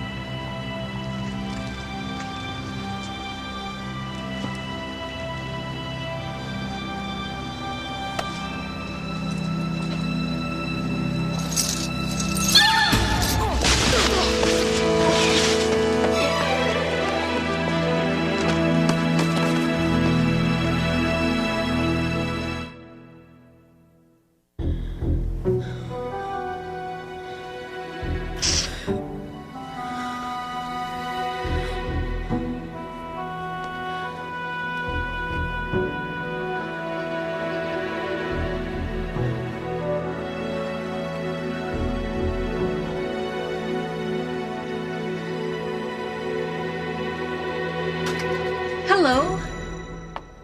Ah, you're the young economist, aren't you? The what? Jeremy, isn't it? Yeah. Well, Jeremy, something seems to have shaken the trailer. And all the little decorations in that window over there fell down. You couldn't come inside and help us pick them up, huh? It's so nice to meet some children here in the park. We've been looking for some.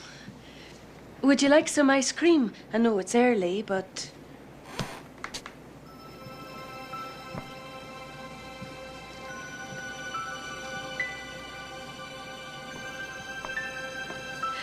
This is Emily. Emily, this is Jeremy, your neighbor. He lives in the...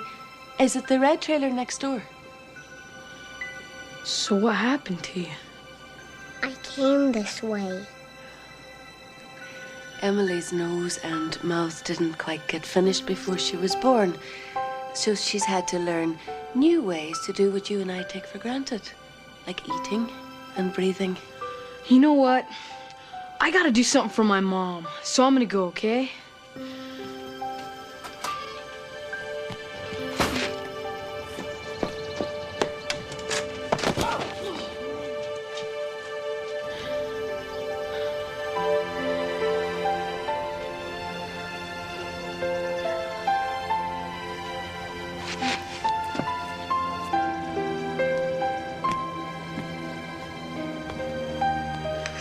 One chocolate and one chocolate vanilla. Thanks. Thanks. You're welcome. Jeremy, this is how Emily and I spend our afternoons together. When her mother is at work. She's a ballerina. See? Like this. She's pretty.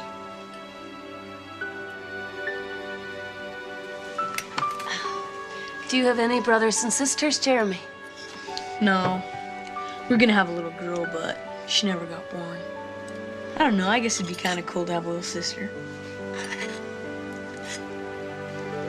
There was a woman who greatly desired to have a child to love and care for, but she had none. She went to see a fairy. Do you know where I'm home. Where's my angel? Hi. How was your day today? Mama, Jeremy's here. What is this? I said no strangers. Jeremy's not a stranger. He's a neighbor. Anyway, Emily could use some friends. Go and wash up for dinner, okay, baby? We're gonna have something special tonight, okay? Go on, you can use the dinosaur soap. Look, nothing personal. I just don't like kids being around Emily, okay? So do me a favor and just don't come back.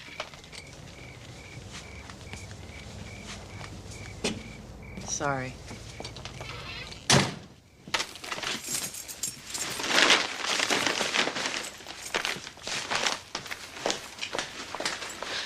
I'm sorry. Yeah, well, don't apologize to me, because I'm not the one you're hurting. How could I be hurting Emily? She had so much fun today. She needs friends. You be her friend. That's what I hired you for. No strangers, no mirrors, no trips outdoors. It seems so cruel. Compared to what? Last year, I took her to a park early in the morning, and this woman came up to us and asked us to leave. She said Emily was frightening her children. I'm not going to let that happen again. But you can't protect her for the rest of her life, Ginger. I won't have to. There's an operation they can do that can fix everything. I'm saving up for it. Oh. So that's why you're a stripper. I'm not a stripper. I just strip. I see. Ballerinas don't get tips. Yep, that's right, so don't judge me. I'm not judging you. It's obvious how much you love Emily, so why can't you do something to help her now? It's not just a question of money. There must be a place or a way or... Look, I don't take charity. How can you let pride stand in the way of something like this? This has nothing to do with pride. Well, what is it then? It's my business, not yours. Are you firing me? Are you going to play by my rules? I have grown very fond of Emily.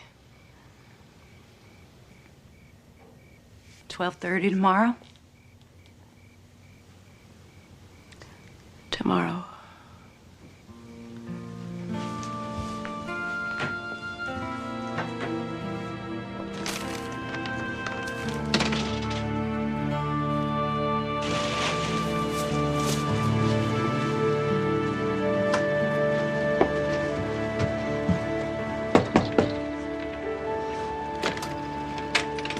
Hello, Jeremy.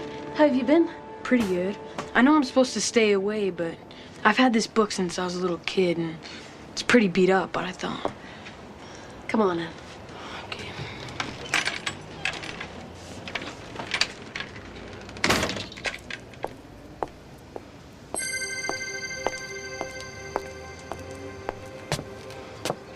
Ding dong! Angel calling. Tess, what are you doing here? Well, I detect a slight change in focus. I believe Ginger is your assignment.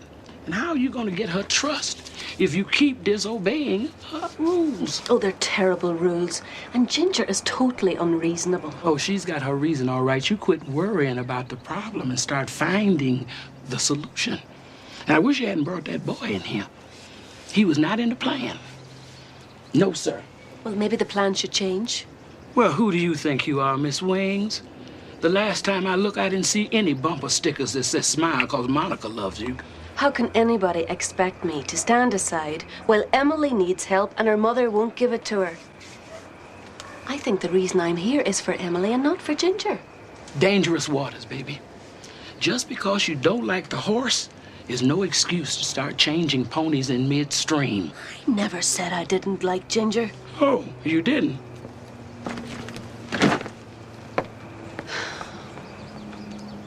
I quacked and I quacked, but it was no use.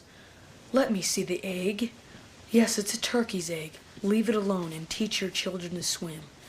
I think I'll sit a bit longer, replied the duck. I sat this long already. Do as you please, snapped the old duck, and away she walked. At last her egg broke too. Peep, peep, cried the youngster, and crept forth. Oh, you're so big and ugly. Mother Duck scrutinized him. He's a frightfully large duckling, said she. None of the others look like that. Could he really be a turkey's chick? Well, we shall soon find out. Into the water he must go. See ya. Jeremy? Yeah? Here's something for your recycling. Thanks.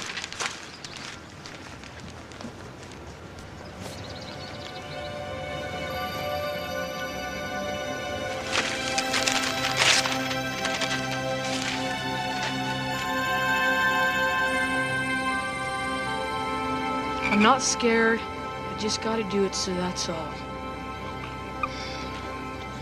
I can do it.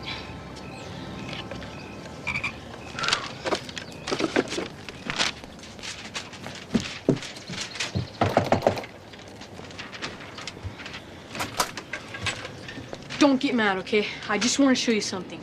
There's this organization called Operation Smile, where a team of doctors go around and they fix kids' faces. They're gonna be in Tennessee, but only tomorrow, and it's free. It's totally free. Where did you get this? What? Now, you listen to me. You leave me Come on, it's and free. my daughter What's wrong? alone. It's free.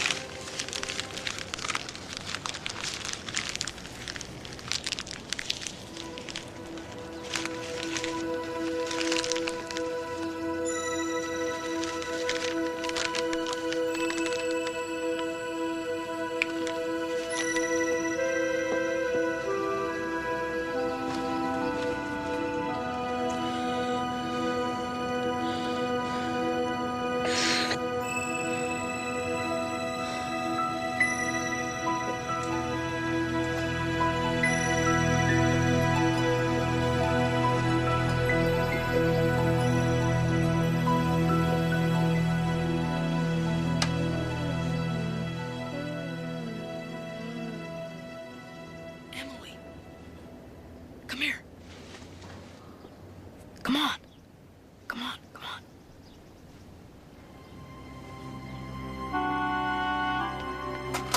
Watch your step.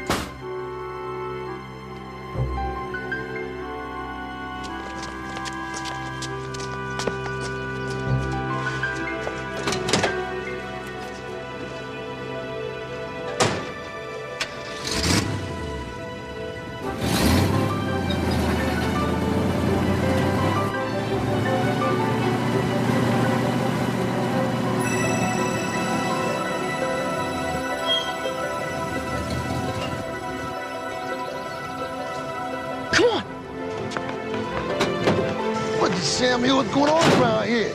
They put this gate up. Hey, gate, somebody tell me about no gate. Don't talk to me about some homeowners association. I'm not paying for no big gate.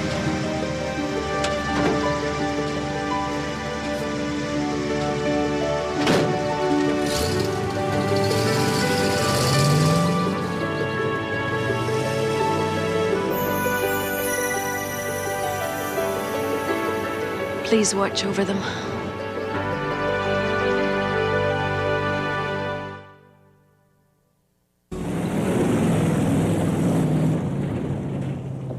Gonna have a big old night tonight. Yeah, baby, that's right. Everything is going my way. Yeah.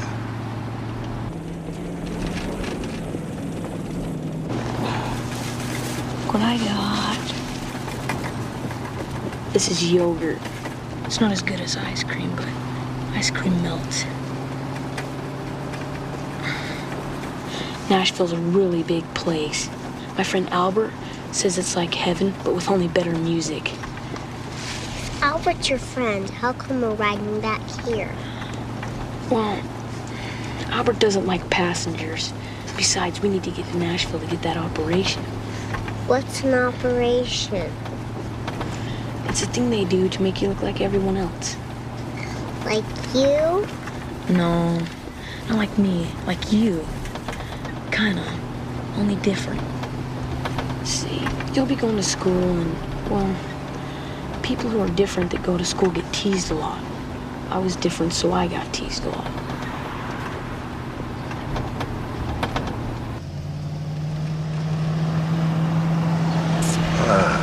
There they are.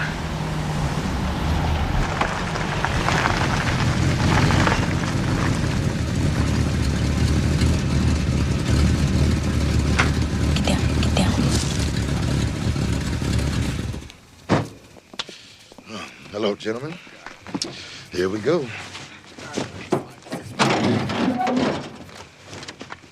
So what is it this time? Science stuff from some aeronautics company. Oh. Y'all ripping off a higher class of warehouse now, huh? You know the drill. Half now, half upon delivery. Same place? They gotta unload this stuff before morning. So haul it. Now, have I ever let you down? No. Don't let this time be the first. Hey, what are all those newspapers for? I recycle. Recycle. I like that.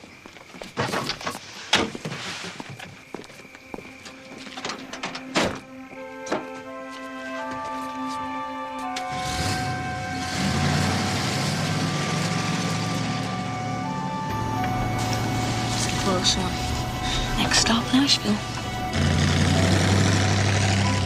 Are you saying that this is Jeremy's fault? Why bouncing around your tight little jeans? Now look, lady, you better just watch your mouth. Don't you talk to my wife that way. I knew there'd be trouble the minute you drove Well, in. this is an unholy mess.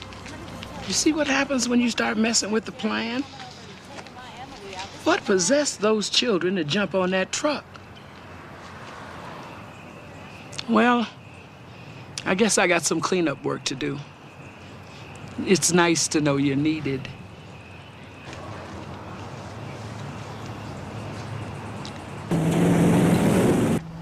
What the? I do need some coffee.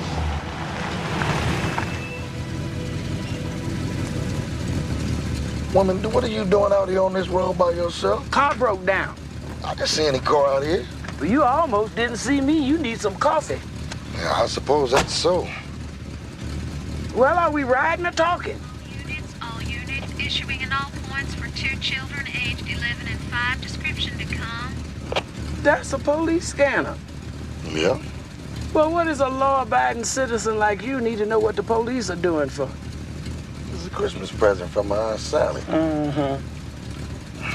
You want some air? Air's good.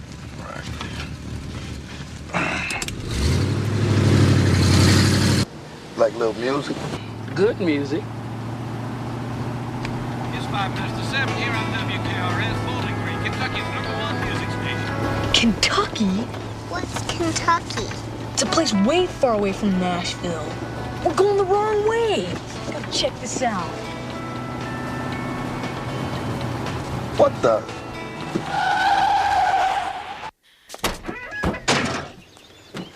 Well, what are you doing in the back of my truck? What is all this doing in the back of your truck? Let me guess. Your Aunt Sally gave it to you. All units, be advised, vehicle carrying 2 runaways is as follows. Blue 1977 pickup truck, Tennessee license, Peter Apple Bravo 416. This is just getting better and better, isn't it? They find your truck, they find more than your truck, huh? What are you doing in the back of my truck? Emily, come on. This is my friend Emily. We have to be in Nashville by 7 o'clock in the morning. Nashville? Boy, that's way in the opposite direction. But you always go to Nashville to see your mother. Not this time. What's in Nashville, baby? Operation Smile. They do operations. They fix kids' faces. They're gonna be in Nashville, but for only 1 day. The doors open at 7 a.m. Hello, Emily. Hello. Y'all excuse me a minute, please. Where's she going, Albert? I don't know.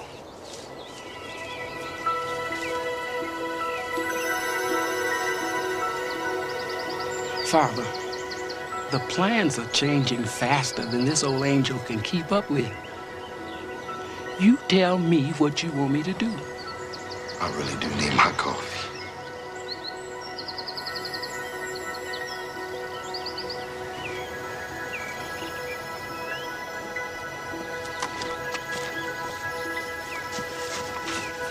We got a new plan. I didn't know we had an old one. We're going to Nashville. Oh, no, I'm not going anywhere. The road to Nashville takes me right past that trailer park. I got 2 missing kids and a whole truckload of stuff. They gonna pick me up for sure. Well, Mr. Lightfingers, you go over there and tell those kids they're not getting to Nashville. And make sure that little girl understands real good that she's not gonna get her face fixed. Look here, Juan.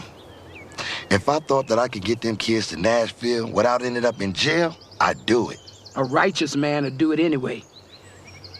Now, you listen to me. You got to leave that stuff behind and never come back to it again.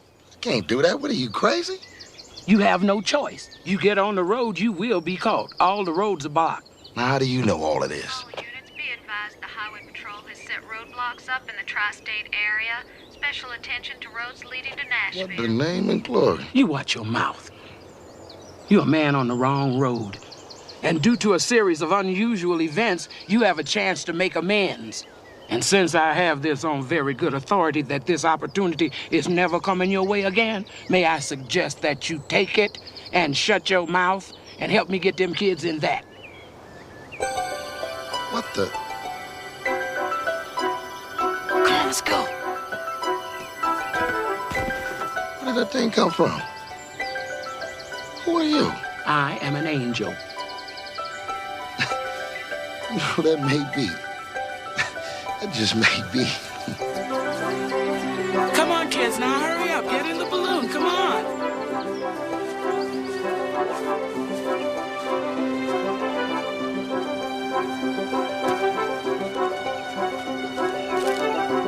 They're searching for us on every road and highway in 2 states. But they won't be searching the sky. I'm not getting in there. Okay. Bye.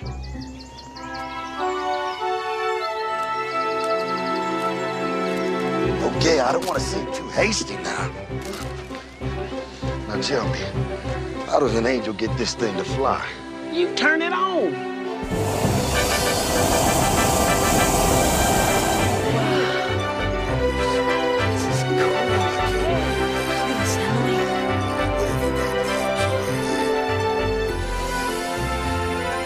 Isn't that wonderful? Look at this beauty. Turn around, baby. Don't be afraid.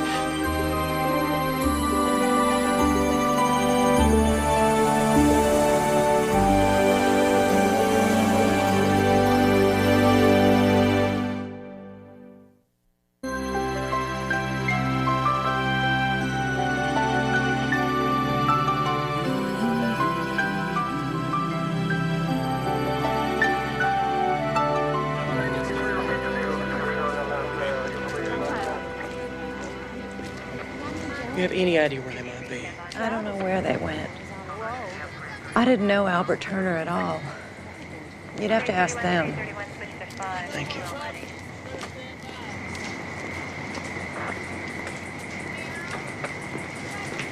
Officer, any word yet? No, ma'am.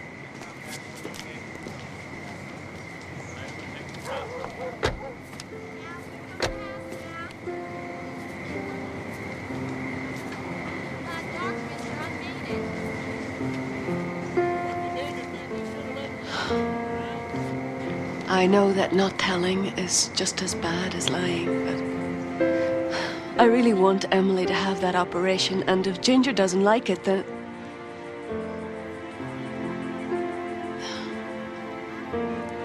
The truth is that I don't like Ginger. There, I've said it. I hate what she's doing to her child. I don't understand it. I don't know how to get through to her. She makes me so angry that I'm afraid of what I'll say to her next, and then I end up not saying anything at all. I'm sorry. Really, I am sorry, but I don't know what to say to her anymore without telling her the truth.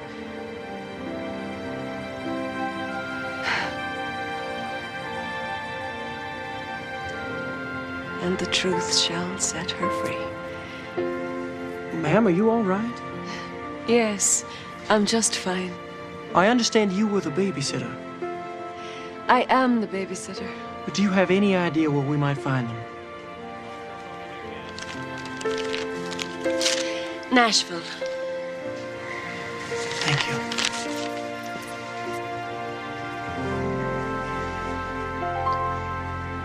And she never let this little one out in the sunlight again. People do the craziest things. Mm-hmm. What are you looking at? Nothing. Look, I don't steal the stuff. I don't sell the stuff. I just drive the stuff, okay?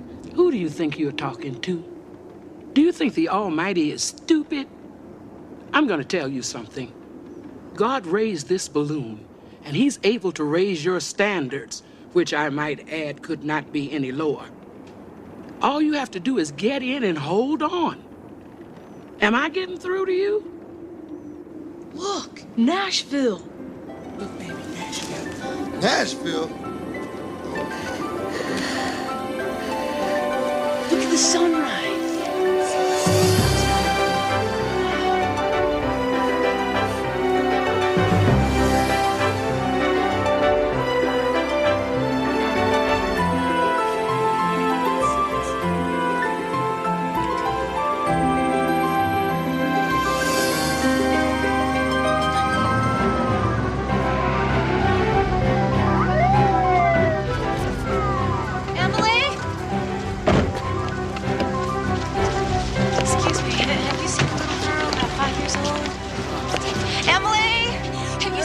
He's about 11 years old. He's about this high. He's got freckles and a baseball cap turned back. He's with a little girl, and she's... Look, honey. No. All right, you take this side, I'll take this side. Ginger? She's not here. How did you get here? What's going on? Emily's not here, but she's safe. And she'll be here very soon, I think. What? You know, she'll need parental consent for the operation today. No. As soon as I find her, we are going home. What kind of a woman are you? That's none of your business. She's my child. No. She's your gift. She's your precious charge from God. Don't you talk to me about God. God hates me. That's absurd. What do you know about God? What do you know about him? I know that that little girl is a living reminder of every screw-up in my life. Every guy I slept with, every time I ever woke up in a strange bed, every tassel and every garter I ever tossed, every check I ever bounced, my God, probably even every chain letter I didn't pass on. What goes around comes around, Monica. And I thought, fine. Live hard, play hard, die hard. I can take it. But God, see, He's tricky. He didn't just make me pay for it. He made her pay for it. He punishes me by making her suffer. Don't you see? Taking the charity, getting that operation for free, that won't work. I have to pay for it. Me. That's my penance. That's my punishment. Stop! I won't listen to this. I won't. If you have done things in your life that you are not proud of, I am sorry. And if you don't believe that you can walk away from all of that right now, then I am sorrier still. But for you to twist your guilt and your superstitions and your fables into a life sentence for that little child, that makes me very angry. You are looking at an angel, Ginger. An angel sent by God who thought all she had to do was to bring some healing into the life of a child. But you are that child, Ginger. And that healing will never be yours until you accept that God did not punish you for all your screw-ups. You should get on your knees and thank Him for sending your child in spite of them. You don't understand. I took speed to keep me going when I was in the ballet. I knew I might be pregnant, but I didn't care. So I just kept drinking and smoking and doing drugs. Oh, God, I did this to my baby. I love her so much, but I did this to her. You don't know that. I don't know that. There are great mysteries in this world that we don't understand, Ginger. Only God does. But this I do understand. That no mistake you have ever made is bigger than God's power to fix it. Your little girl saw the sun rise for the first time this morning. Isn't it time for you now?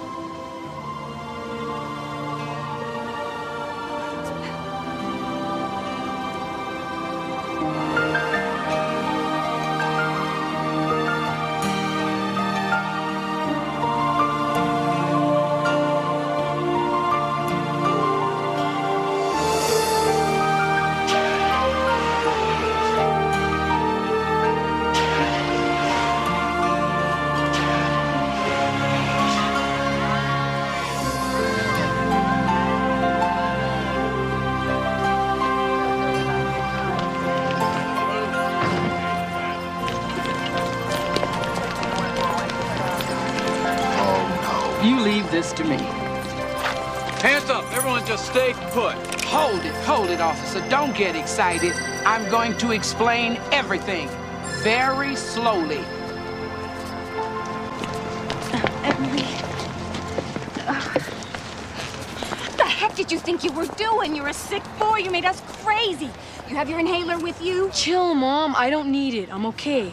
Honey, I was so worried about you. Are you all right? Huh? Are you all right, baby?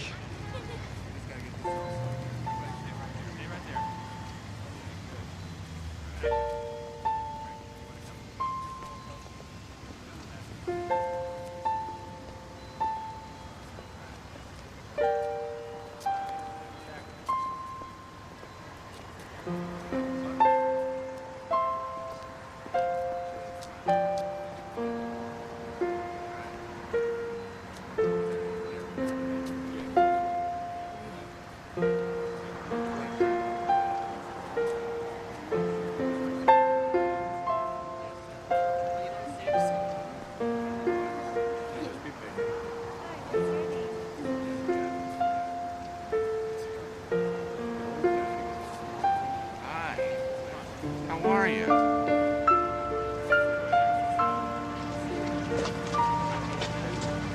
Mama, I'm gonna have an operation.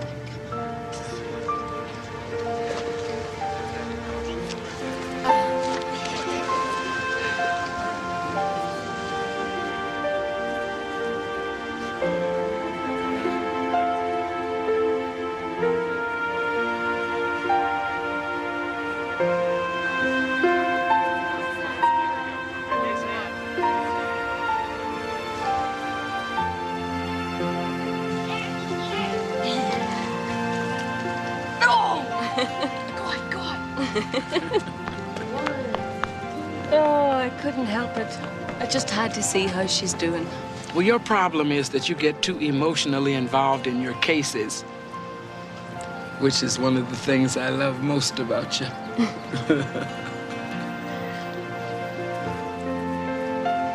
Hello, Emily. You are so beautiful, Emily. But never forget, you always were.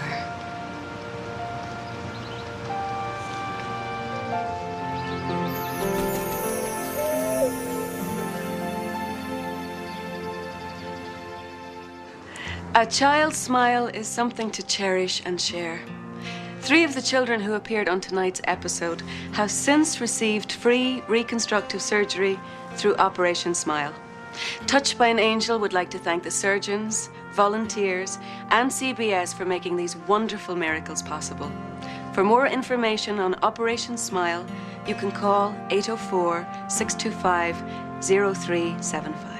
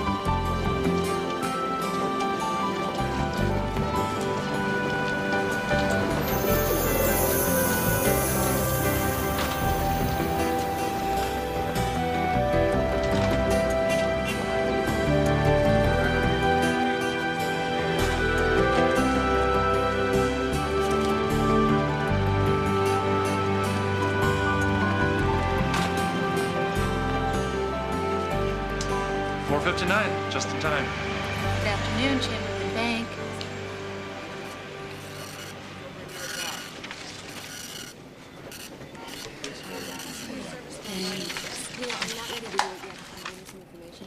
Bye-bye.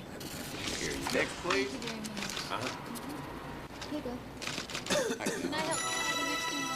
I hate to pry, but what are you doing in here, Miss Wings? I'm returning this. Benji never wore his hair like that. Oh, well, I thought I'd put it on the lost and found. Angel, baby, you are so cute when you are naive.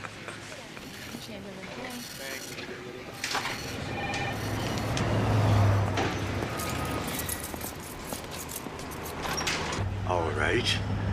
Then shut down the factory. Call Jacobs. You tell him I want the whole operation up and running in Mexico by the 1st of the year. What? What? How many? Do we have anything in writing? Then lay them off. Lay them all off. Period, end. They want to play hardball with me. Where was I? Oh. The divorce?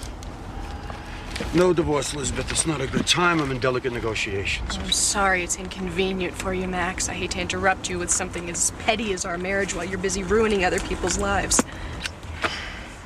That's right, you want a family. Well, I'm willing to negotiate. Next year, 1 child, 1 nanny. School's in the city, summer's out on the island. I get to pick the schools and you get to pick the camp. When did you get like this, Max? Nick, please pull over right here.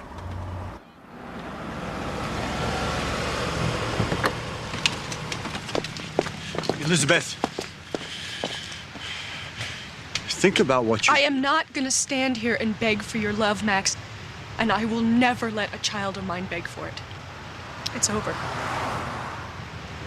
I don't want you in my life, and I don't want you to be the father of my children. Go ahead and answer it, Max. I'm sure it's much more important than me. All right. Have it your way.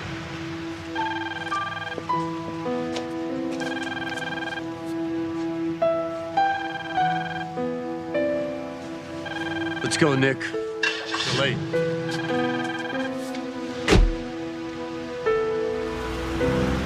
Really put up a fight, didn't you, Max?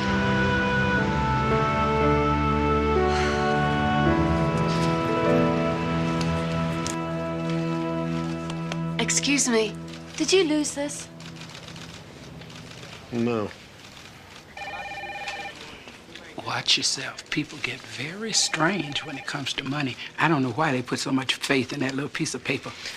It's because they can smell it, touch it, and hold it in their hands. That's not faith. That's just smelling, touching, holding something. How much faith do you have? Well, that's a silly question. I'm an angel. Well, what would you do if I told you didn't have any faith at all? What? Sooner or later, every angel finds that out. Sooner or later.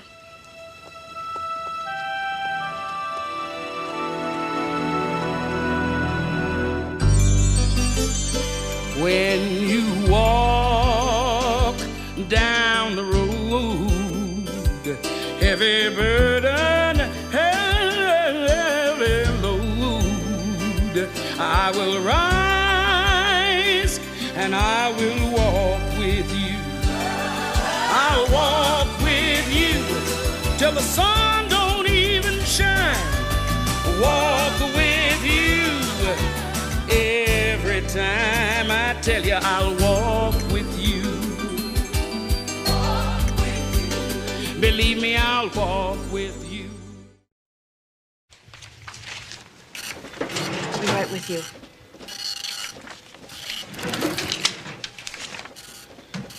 So how you two holding up? Oh, I'm fine, but somebody's a little restless. Oh, I'm sorry. We're no longer accepting any deposits. The bank's closing next week. But I've got to pay my rent and my computer online bill. And You just closed. well, look, it's good. It's from the university. I'm sure it is, Mr. Ketter. But as I said, the computer's not accepting any more deposits. Don't blame the computer. I know computers. They don't do anything they're not told to do. I'm sorry. Get your sucker? Sure did. I'm gonna get one too. There you go. Have a nice night.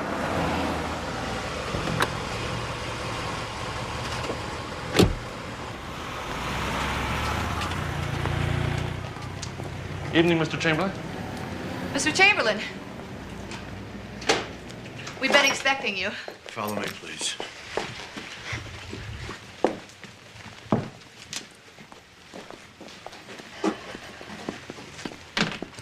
I'm going to need a minute alone, please.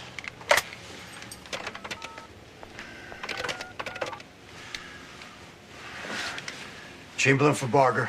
Listen, I've got to cover these checks. I've been banking here for 3 years. You've never turned it down before.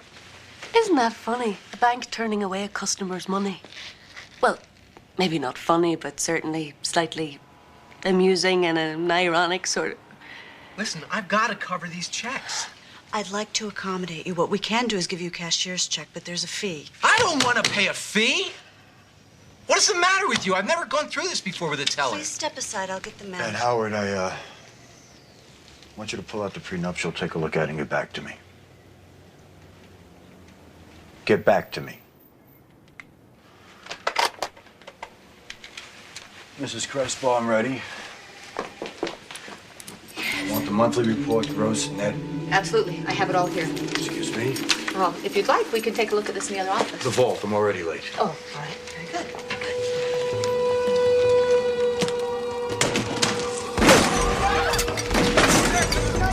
All right, everybody. Don't do it! Don't do it! You, over here, right now. Guns on the ground. Now! $7 an hour is not worth it. Kick him over here. Come on, over here. All right, everybody else, over here. Let's go, let's go. Move it! You two, out there, now! Now!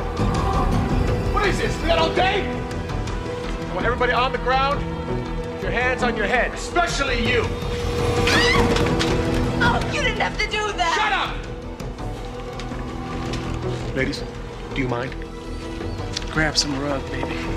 Get your hands behind your head! What language do you speak?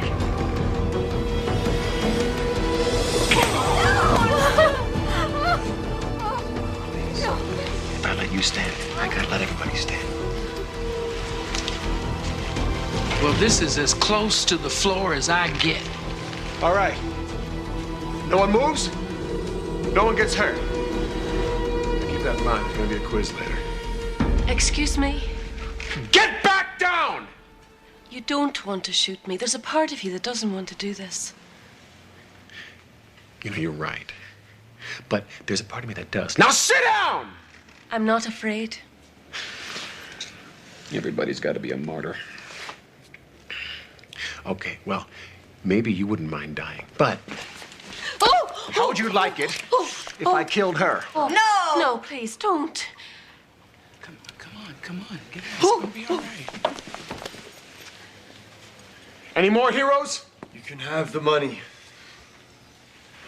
Excuse me. Take the money. It's okay. I own this bank. Do what he says. Take the money and go. Leave everybody alone.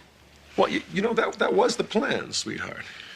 I mean, there I was, standing in line, minding my own business, waiting until it was my time to hold up the bank. And in walks a celebrity. That's right, folks. He is an owner. He owns things like banks and ships and factories and people like us. And then he sells us all out and just gets richer! Ladies and gentlemen, the owner of the bank on whose floor you now grovel, Mr. Max Chamberlain. Just take the money and go. Sorry, Max, that won't do. You walked in and suddenly I realized this really wasn't about money. This is between you and me. Do I know you? No, but I know you, pal. And that's why we're all here. Look, if you have a problem with me, let's talk about it. Just let everybody else... You take me seriously, Chamberlain, or you will be sorry. Tess, you can't just sit here. Listen to what he's saying. He's not here for the money. And we're not here to protect the money. He's here for an altogether different reason, and we can't do anything until we find out what that reason is. So cool it, cool it. You're obviously a very bright man. Well, thanks. I like your suit. I mean, you know, not so much now, but when you came in, Well, my point being is that you're too smart to do something stupid. Do not attempt to handle me, okay, Maxwell? Now, Max, for those folks playing at home, would you care to tell us what you're doing in this nice little bank? Not especially. Wrong answer! My father built this bank. Oh, I see. So you're here for sentimental reasons. I see. Go on. He gave me a safe deposit box when I was 6 years old, and I intend to empty it out before I close this bank. Note the visual aid, folks. Late great dad. Bank founder. Greedy, selfish, money-grubbing, scummy son. Bank closer. I don't see anybody taking notes here! Please.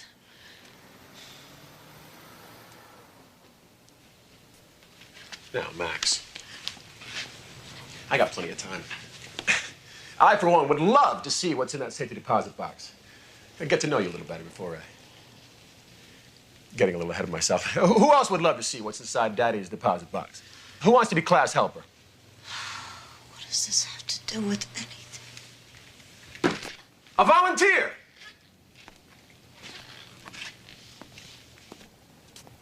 You are the assistant manager, am I right?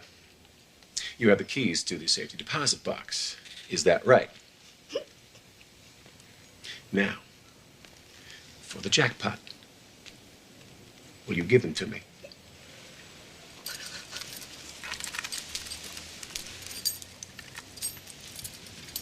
You. And you. Empty the vault. Fetch. You don't have time for this. Max, you and I have an appointment with destiny. Do not be a clock watcher. The police will be here any minute. Well, you know, little Allison was a little busy. She didn't quite have time to hit that panic button. Did you? Now move.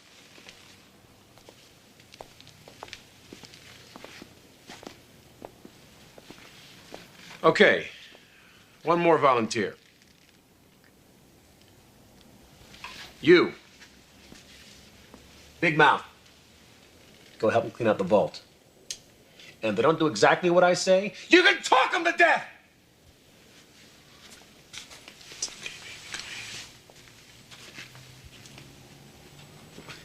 Would you mind moving along here? I got dinner reservations. Well, you said you weren't in a Shut up! Stop talking!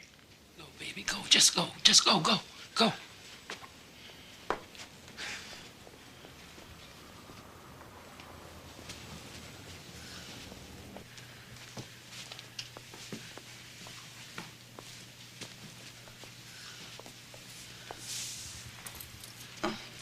Are you all right?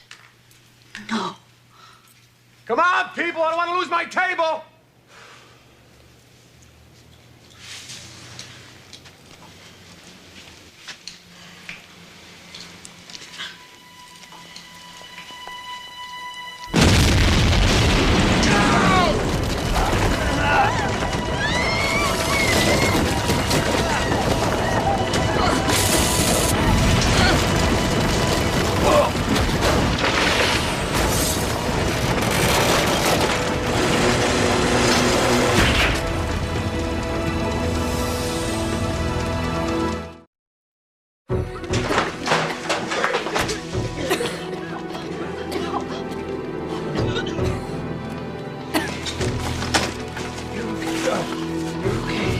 What happened?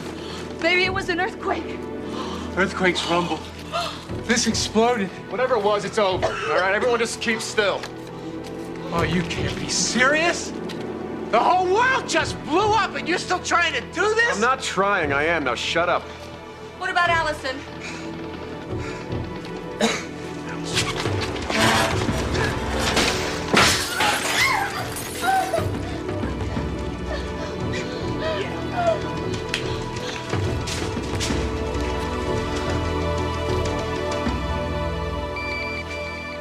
Nothing. Can't get a signal. I've had nightmares about being locked in here. Come on, sit down. Just for a minute.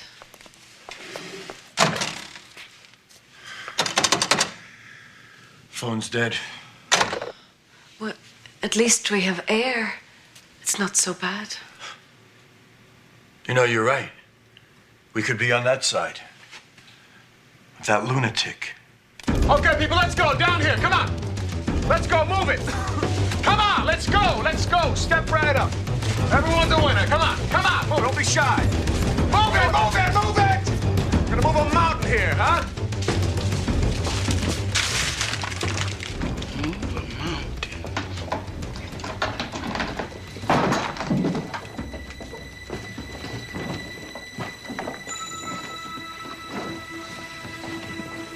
Well, there must be something we can do. I'm telling you, it's not opening. Well, let me try. I know a little trick. It only opens from the outside. I don't understand. I mean, I'm supposed to. Monica? Monica.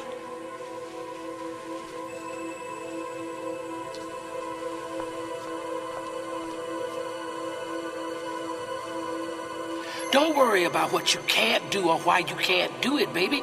God can use you in there. Don't escape from it. Deal with it. Looks like we're gonna be here a while. Why, get another bank to close? Why is it nobody ever likes the guy who signs the checks? Huh? So how long have you worked here? 5 years. Next month. How come we never met before? We've only met about 100 times. 5 years. Back to my father's time.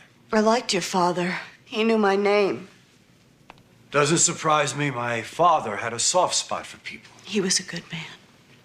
My father, the sweetheart, the one who remembered your name, couldn't say no. Gave loans to every hard luck case that came into this bank. He almost ran this bank into the ground. You're lucky I carried you this long. Please, all this arguing isn't going to get us anywhere. And who are you? Do you work for me, too? No. Just an innocent bystander, huh? Hey, boys and girls, we are gonna open that door. Now let's go. Hey, did I ask you to talk? The ceiling's down. Shut up! Hey! Now let's go, let's go. I'm not leaving till I get what's inside of there. Boom! We lost one. Father, if you're ready to send me a sign, I am really ready to receive it. Hi. I guess you got lost. Next time I use the buddy system. What you ought to do is clear that front door. It's the only way out of here. Out to what? We don't even know what's out there. We don't know what's happened. I mean, an earthquake or a bomb or a nuclear war? We don't know. I mean, I don't hear any sirens. Maybe there's nothing out there. Of course there's something out there. How do you know? The whole world might just be gone. Well, it's not. I promise. Oh! What is it? Graham. When is your due date? Next week. You're not gonna have that baby in here, are you? And let the first thing my baby ever sees be you. I don't think so.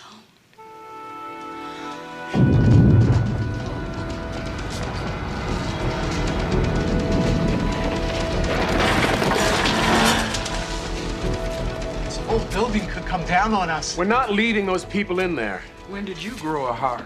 Nobody wants to leave them, but if we don't, we could die ourselves. For Allison. All right, shut up! Just shut up, all right? She's not dying, and we're not leaving her. We can't. She's my wife. And that's my baby.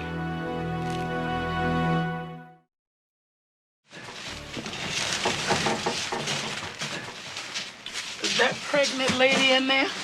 She's your wife? I can't believe Allison would have anything to do with somebody like you.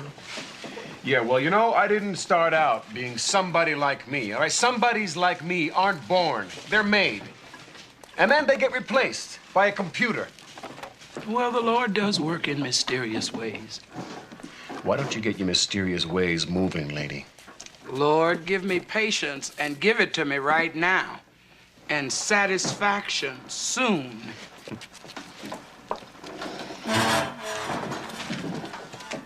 You hate me, don't you? No, hate has caused a lot of problems in this world, but it's never solved one yet. I know you don't like to think yourself capable of it, but admit it. You hate.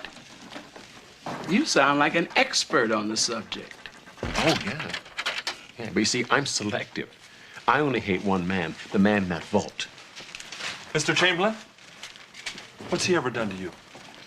The same thing he's done to you, you idiot. Or haven't you noticed? Chamberlain likes to call it consolidation, downsizing. See, I call it throwing people out of work and cutting off their insurance. And condemning unborn children in the process. You're gonna be out of a job soon, pal. And so is my wife. And who do you think is responsible for that? Huh? Stealing his money is too good for him. He deserves worse. A lot worse. And I've been given the power to give it to him. So, are we digging so you can get to Allison or to Chamberlain? Did I say stop? Whenever I get really stressed at work, I come in here and imagine what might be in these boxes. I think there's a diamond tiara in here. And there's a dozen dried roses and love letters in one over there. And, this one has a drawing that Picasso made on a restaurant napkin. He used it to pay his check, and ever since it's been passed down from family to family. Family to family. I wonder if I'll ever have anything worth passing down. Your love. Love won't pay the insurance. Have you had any more contractions? Couple. Look, what I do with my work isn't intended to hurt you. It's just good business. Did your father teach you that? About business? My father? My father was the worst businessman in the world. He lacked the one thing you need to succeed. Guts. Ah, too bad he only had a heart. And how would you know? Well, you were saying that he gave loans to people who otherwise wouldn't have gotten them. Obviously, he put his faith in people, not money. I tried faith. Once, and I got burned. Faith is for losers. I don't hope things happen. I make things happen. That must come in very handy.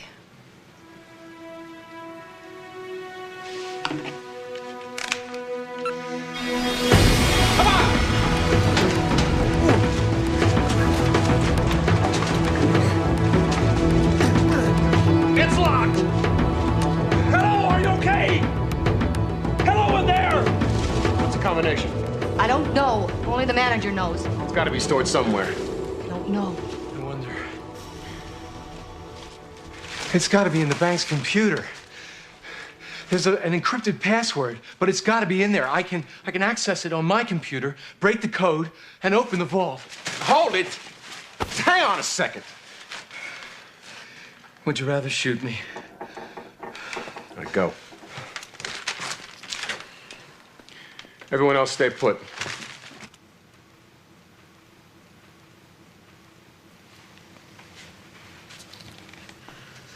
Why isn't anybody coming for us?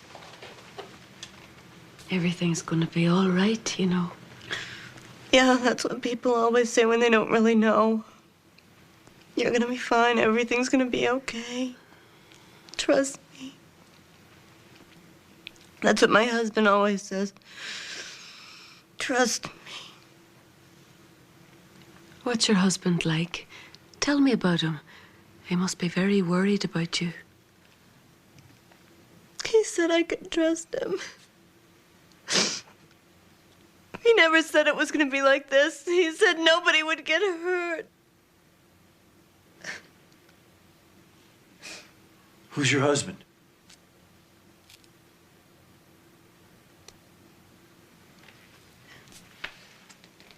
Who is your husband? The guy. The guy outside with a gun. Oh, my God. He was just gonna walk in and wave the gun around, take the money, and leave! That maniac outside is your husband? He's not crazy. He was just gonna take enough to make up for what we were gonna lose. It's all right, Allison. Just explain. Explain? What the hell is there to explain? I get laid off on Friday. No maternity leave. No insurance. No job to come back to. So Jackson got furious and he said he would just take enough money to make up for the insurance and the rent and everything until I could get another job. Well, that sounds real reasonable. Makes a lot of sense to me. It's not crazy. I don't know what happened. He saw you come in and he snapped. I saw him. You know, people like you fired him and replaced him with a computer, and people like you closed the factory we used to work in and wrote it off as a loss on their income tax. People like me. I worked my butt off to succeed and I owe him something because he didn't? I don't know. All I know is that when somebody's winning, somebody else is always losing. Yeah, well, that's not my problem, lady. And you got a hell of a nerve lecturing me, you.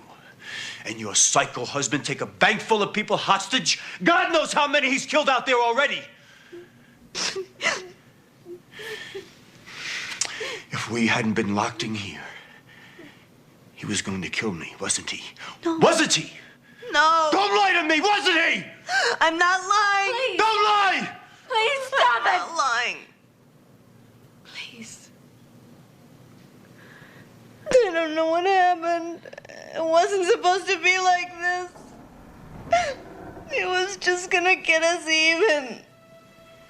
He was just gonna get us even. It's okay.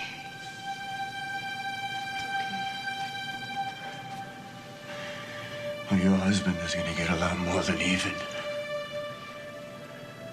Do you smell that? It's gas!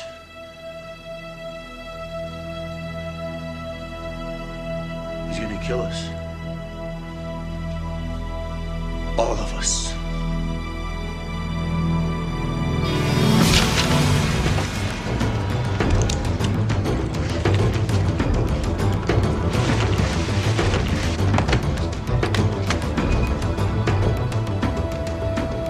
I smell gas. Oh my God, he's right. A gas explosion. That's what happened. We have got to get out of here. This whole thing could blow any second. Shut up! We're getting into the vault first. Come on!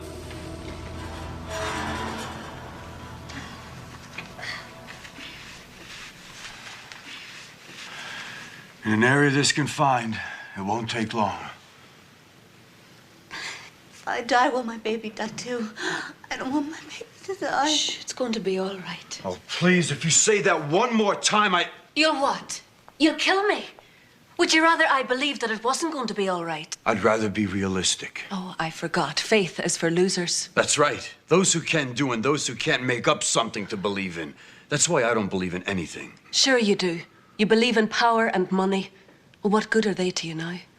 And what good is your faith to you now? All right, you want me to believe in something? I believe we're going to die.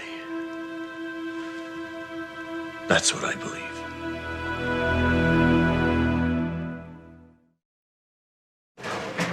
First, we get into the vault. Then we can dig out the front. Natural gas is 92% methane. It's highly combustible. Well, thank you, Mr. Science. Any kind of spark could start an explosion. Which means if you use that gun, you'll die too. But not before you take the bullet. Now keep going. Come on, come on. This might not help much, but it just might buy us a little time. Oh, there. Oh. Allison, is this your first baby? Well, don't worry. We'll figure it out. You need to concentrate on something besides the pain. You know, focus on something. Like, oh, you know, the box. Box 872. Remember the roses and the letters? Who do you think wrote them? I don't know. Oh, come on, try. Okay, I'll start. A young man gave the roses to his sweetheart just before he left to go... Where? Look, I know what you're trying to do, and I appreciate it. But I think Max is right. We're probably gonna die, and I'd rather just face it than pretend. Just before he left to go to war. And the letters, the love letters, they don't have any postal mark on them or any stamp because he wrote them when he was a prisoner of war, so he couldn't mail any of them. But he wrote to her every single day, and he always knew that somehow he'd bring them home to her in person, you see, because he never lost the love. Here it comes, the F word. I beg your pardon? Come on. It's like being entombed with Tinkerbell. It's just that it seems to me faith is all we have left to work with now. Maybe, but I'm sorry I didn't inherit my father's faith. Well, I would like to think you wouldn't. I mean, it's not something in your genes, like your mother's eyes or your grandmother's nose. No, faith is something you got to work out for yourself. And it doesn't happen in the good times. Your father forged his faith one failure at a time. And what did he have to show for it? A deposit box full of worthless IOUs? Look, I can't see the roses behind this box, but I know that someone's special treasure is in there. Max, what do you suppose is in your father's safety deposit box? I mean, you can't know what's in there, but you know it was precious enough for him to keep it there. He intended for you to have it. Whether you open it or not, it's still going to be there, waiting for you. I have the key.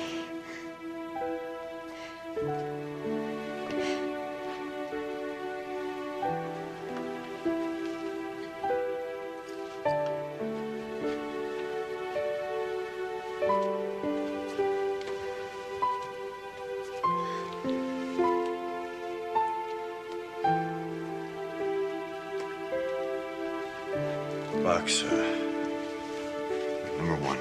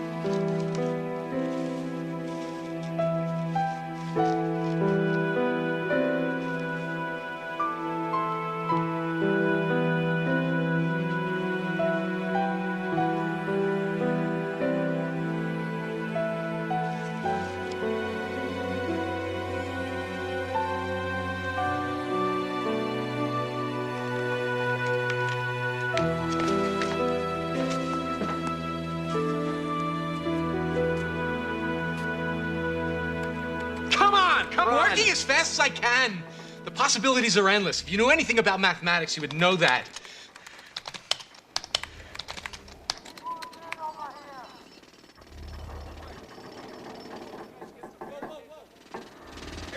What was that? Oh, my God. They're there. Listen. Quiet! Quiet! We're saved! No, not yet, you're not. What now, Mr. Robber? Well, if they get in here before I get in there, we just better hope they don't. The door is about to open. You have a chance to lay down that gun and step into the light. Not before I take care of my business in that vault. And your business is to kill Max Chamberlain, is that right? You know, I didn't realize before, but that's why I'm here. An eye for an eye. That's what it says in the Bible, right? No. You will not use the good book for your dirty business. God decides on rewards and punishments, not you. I've got the gun. That makes me God. You may have turned your back on God, but he's still facing you, welcoming you. Oh, Hugh. A religious nut. Here we go. You think you're God and I'm the religious nut? You know, you people crack me up. You know that? I mean, you're afraid of the dark, and so you create this thing and call it faith, and then pretend to believe what you can't even see. But the reward of faith is that you see what you believe. I have faith in myself. Well, that's your loss. Oh, these humans. Come on! Now lay me down to sleep. If I should die before I wake. Allison, get some rest while you can. Go on, close your eyes. I'm so dry.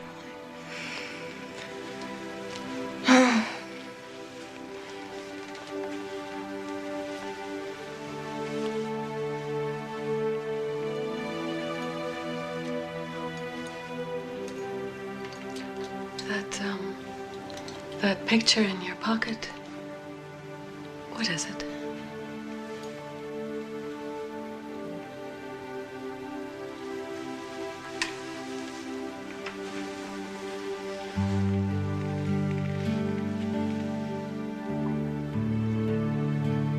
Max's first haircut. My dad took me to get it on my 3rd birthday. The day before my mother left us. My first lesson in faith. And my last. Your mother didn't come back. That's okay, son. Everything is gonna be all right. And so it was. She never came back. But that wasn't who your father put his faith in. Faith doesn't get you around trouble, Max.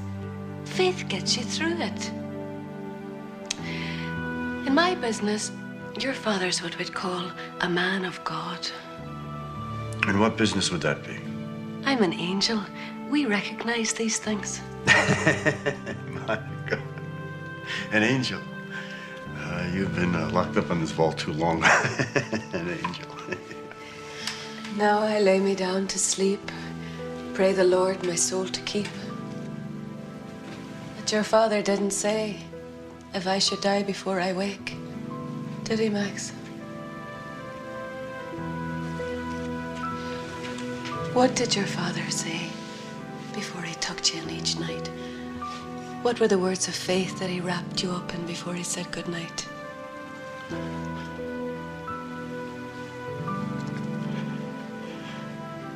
Now I lay me down to sleep. I pray the Lord my soul to keep. Thy love will guard me through the night and wake me with the morning light. My father,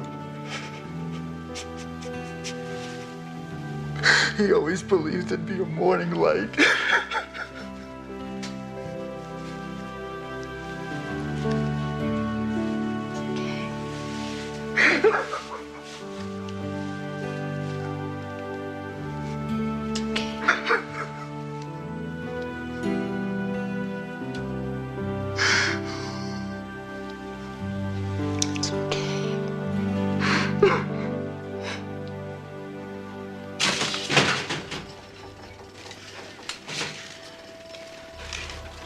You're stalling. Don't try to pull that. All right, in 10 seconds, I start shooting people. 10, 9, 8, 7, 6, 5, wait, 4, 3, 2, 1, 0. Oh, my God! I got it. All right. Oh, thank you. Thank you. Thank you. Thank you. Thank you. It's time to start pushing, Allison. I am pushing. Oh, what's the use? We're gonna die. Oh, no. Well, the baby's not coming. Come on, you'll have to try harder, love. Oh, you know it. I know it. Even the baby knows it. We're gonna die. Oh, no. No, he doesn't. He doesn't know that for sure. How much faith does an angel have, Max? I don't know. I guess more than anybody. No, we don't have any at all. Absolutely none. You see, we don't need it. But you do. That's what makes you strong. Believing today in the light that doesn't come until tomorrow. And that's why this wee one must be born. To become strong in the not knowing. To find his faith. Oh, little one. Have I a message for you? God wants you to be born, and the world that is waiting for you was created by Him, and it is nothing to fear. Yes, there will be rivers for you to cross, but when you walk through the water, He will be with you. And yes, there will be mountains for you to climb, but when you can't take another step, He will carry you. And there will be people to cherish and hearts to change. But He will hold your hand every step of the way if you just will come out into the light and have faith.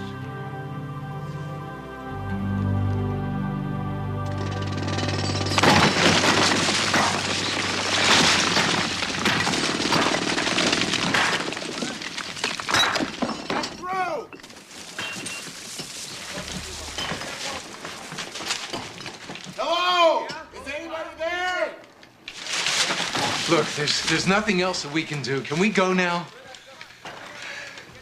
Go ahead. Run for your miserable lives.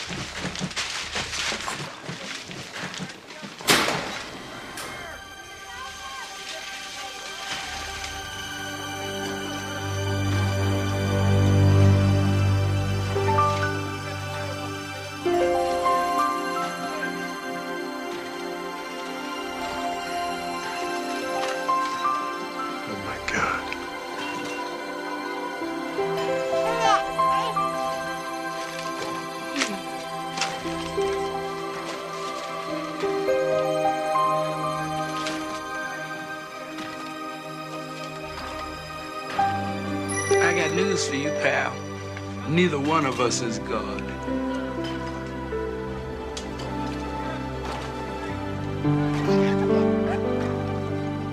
The explosion, I was locked in the vault with the two ladies and later on the babies.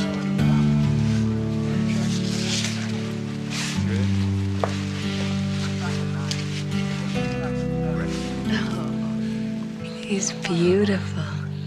Thank you for everything. It's not over yet, you know. You'll have to answer for your part in all this. I know. But at least now I'll have some answers to give. I know you will.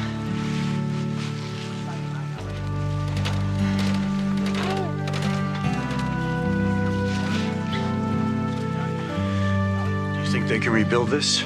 I thought you were closing it down. My father built this bank.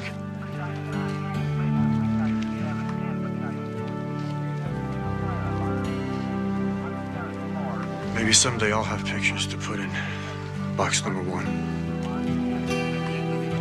Everything's going to be all right. Thank you.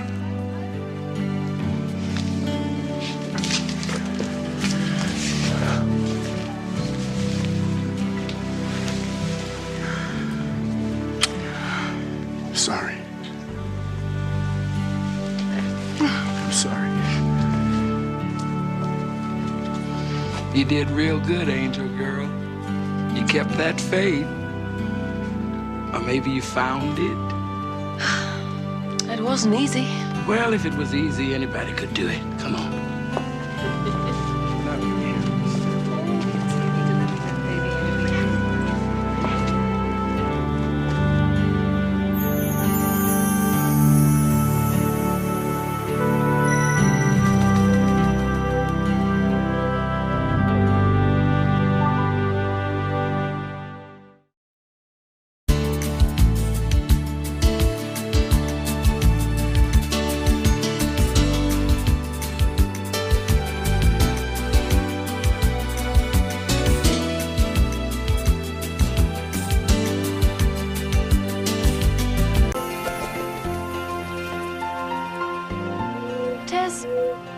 If you could go back and do any day over again, what day would you choose? Oh, I don't know. I've had some doozies. But it would be a happy one.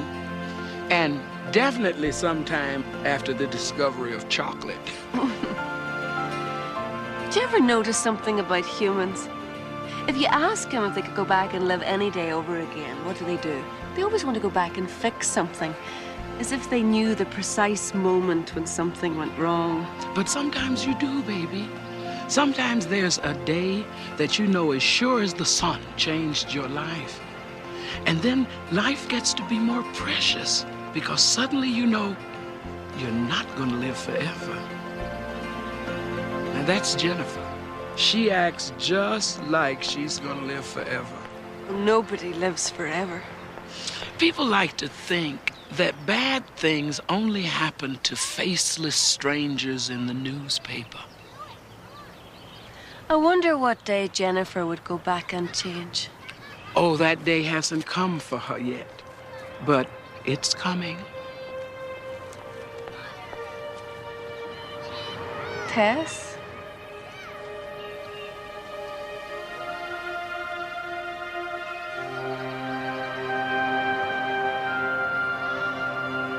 Hey!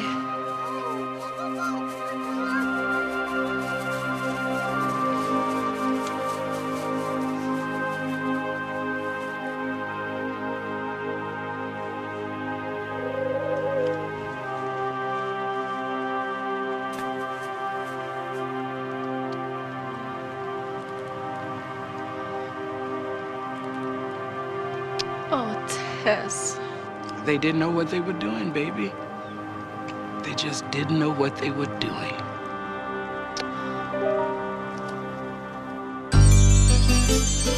When you walk down the road, heavy burden, heavy load, I will rise and I will walk with you.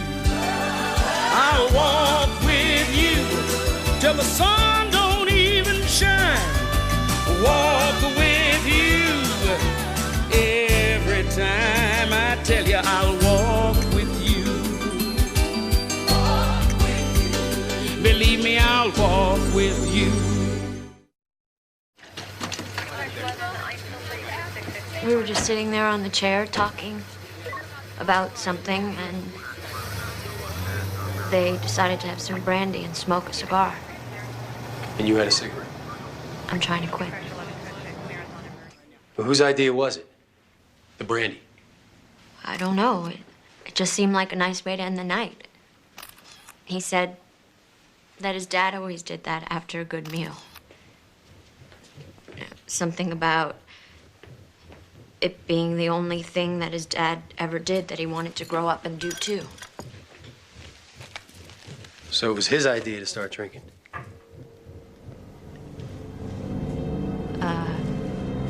No, I don't mean that. How's that hand? What? Can we get the spelling? Is that Jennifer with 2 N's or 1? 2. Then what's Curb? It's a magazine where I work. You a reporter there? I'm an assistant. Sometimes they let me write. How'd you get here tonight? And my friend took me because my car's in the shop. So what were you doing at the party? I met him yesterday. Which one? Clay. All right, I'll give him a message as soon as I can. Well, so, sir, it has been an hour already. Curb. Curb. Curb Magazine. Why am I explaining this to you? You called us. What? No, she's not. She's in the elevator. Oh, is this a coffee machine, people? Yes, it is. Yes, again, and I've got some serious magazine stuff happening here. I mean, where's the repairman? Repair person. Oh, never mind. She's here. Oh, this is good. This is very good. Hi, I'm Cookie. Nice to meet you. I don't know. It's still jamming when I collate, and it collates when I reduce. So. Do you know anything about elevators? Yes, I know you need one that works. Well, Jenny's the one who called about the copy machine, but she's... Stuck. Yeah, she's been in there forever. She probably likes it, though. She's like a hermit. She's probably recording things in her journal about the whole ordeal, you know, her impression of it. The isolation, the experience. Okay, so you promise. It's no big deal. Nobody ever knows anybody at these things anyway. I'm sorry I was late. Oh, no problem. Our copier fixer lady is here. So you want to use the phone, or? No, but I think I'm going to take the stairs the rest of the way. So, tomorrow. Tomorrow? It's great. There's a tomorrow. You might want to park your car close by. It's sort of a funky area. Oh, her car's in the shop. I'll drive. Okay. The more the merrier. It was nice being stuck with you. You too. You got a date in an elevator. I got an interview. Oh, Saturday night you're looking for an interview. Have I taught you nothing? That's the real estate guy who developed Electric Alley. The one from the warehouse district? The antique guy? Yeah. Oh my gosh, string him along till I get a couch. There's nothing to string along. I don't believe it. I don't believe it. Why did I let you go to that post office? That could have been me in that elevator. Do you realize that? That could have been me. They always think that, don't they? If only. Why didn't I? What if? There's one moment when you know as sure as the sun that moment changed your life. I wonder if Jennifer will ever remember what she said in the elevator. I wonder if she'll ever forget.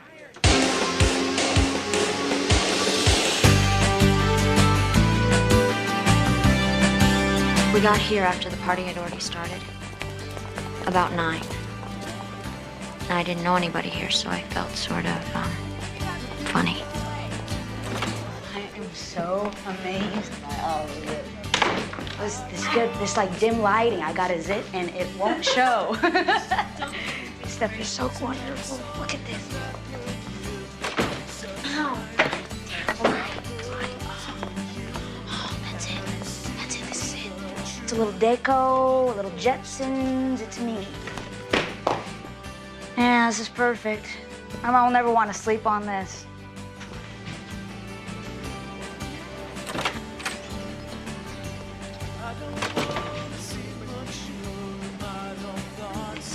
Get off the couch.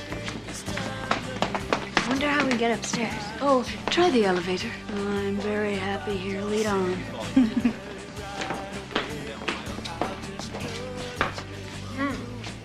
Wow. I love the sunflowers. Yes. Go up. How do you go up? You pull the gate down from the inside. Going up? I'll show you.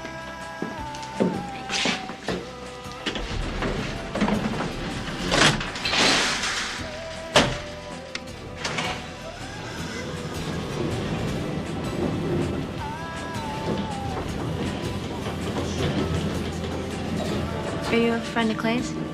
I hope so.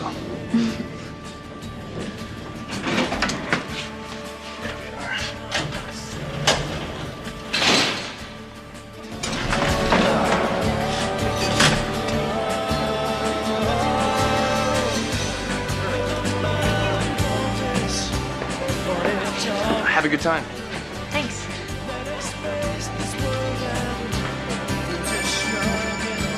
Alex, unbelievable. Where have you been, man? How you doing? I've been around. Cool. How are you? I'm doing great. I don't know. What are we doing here? Well, you're going to an interview, and I'm going to sit down with one of these guys and discuss the names of our children.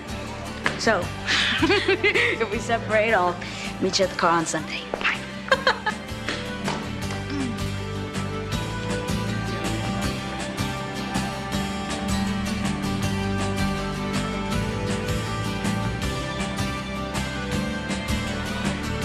So you're a reporter? No, just an assistant. But they said if I wrote something good that they printed. Clay's story seemed like a good idea. When'd you finally hook up with him? Cookie wandered off, and I went to look for him. He wasn't upstairs, so I took the elevator back down. And there's that courtyard in the back. That's where I met Monica.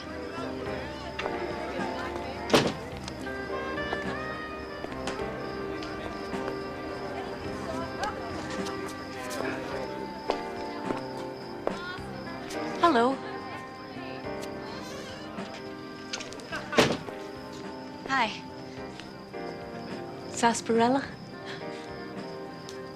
Don't you hate parties when you don't know anybody? I don't know anybody here either.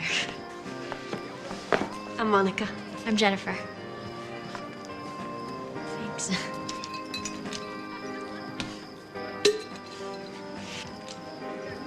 Have you seen Clay? Yes, I have. Have you ever read this?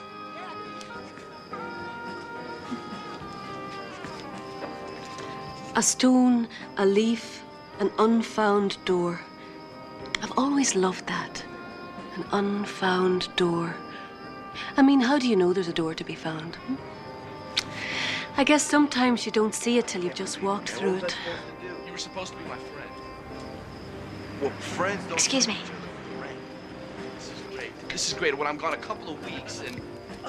8 months, Alex! You dumped all my stuff in the basement. You steal my girlfriend when I'm not supposed to be upset? 8 months, man. Where were you? I'm glad to see you. Oh, yeah, I can tell. You threw all my stuff in the trash. I didn't trash it, okay? I needed the space. I didn't know when you were coming back, if you were coming back. I put it down here. What am I supposed to do? Where's my desk? It's all here, I'm telling you. There, somewhere here. There's your desk. So they were arguing? No. Yes, downstairs, but not up here. Well, then how'd the glass get broken? What? Who started the fight? Was it over you? No. So there was a fight? Yes, but not later. Look, no one was fighting when it happened. Then who threw the glass across the room? What happened to your hand? I can't remember. What do you remember? What made you go into that room? I went upstairs. Clay went in there. He waved to Alex. Alex followed him in. Into his den? Yes. Alex called it Clay's sanctuary of unnecessary things. Can you say that again? He wanted me in there.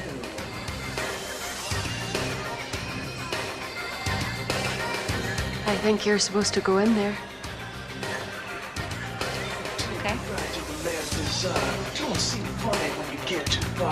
Too far gone is where you're at. I'll meet you there if you don't go back.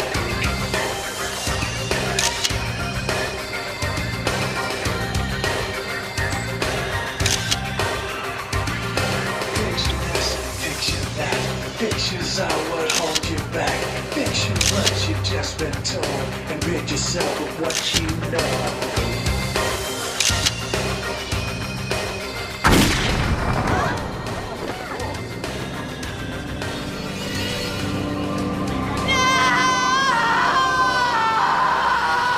So, where were you when the gun went off? Do you remember the gunshot? No.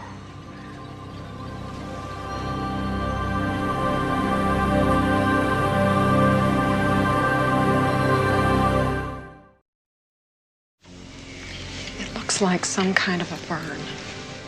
She's got no clue where it came from. kid's in shock. Let me get this straight. A friend of yours is lying dead 10 feet away from you on the other side of that wall, and you can't remember what happened. Now, 3 people went in that room. 2 people came out. You better start taking this seriously, little girl. Because you are a suspect in a murder investigation. Oh, my God. Jennifer, there's nothing to be afraid of. Just tell us the truth. Oh, I am. Tell me about Clay. What did he tell you in the elevator? Stuff like this always happens to me. Wrong place at the wrong time. What do you mean? Well, I couldn't get stuck on the elevator with a pot-bellied insurance salesman. I got a jealous girlfriend on the 10th floor that I was supposed to take to lunch. Well, at least you've got a peace offering. Oh, this? No, this is a business gift from a very grateful investor. It's probably a very old bottle of brandy. A year ago, I couldn't get a 6-pack of beer for Christmas. I can't believe we're the same age. You've done so much with your life, and I haven't even started. Everybody's on their own path. Timing is everything. You know, every day I read my horoscope, but it never says today is the day that you will make a difference. So I did something totally radical this morning, and I just threw it out. And I actually prayed. I asked God that if just one day I could do something to make a difference. Well, but you know what they say. Be careful what you pray for. Hey, look at that, finally. Some progress. Here, ma'am. Thank you. So, drop by, and once you realize that I have nothing worth quoting, you can stay and enjoy the party, and don't worry about crashing. Okay. Hey, forgot your brandy. Oh, right, thanks. Another hour in here, we'd have been drinking it. Okay, so you promise. It's no big deal. Nobody ever knows anybody at these things anyway. Sorry I'm late. Oh, no problem. Copier fixer lady is here. So, the jealous girlfriend. The one who works on the 10th floor. Never saw her before? Never run into her in the hallway? No, it's a big building. She had another boyfriend before Clay. You know who it was? You steal my girlfriend when I'm not supposed to be upset? 8 months, man. Where were you? You can't just waltz in and Clay? expect nothing to change, man. Listen, Clay, are you down there? Oh, yeah, I can tell. You threw all Clay? my stuff in the trash. So they were fighting over the girlfriend. No, Alex said that he wasn't upset about Ava because she was very jealous.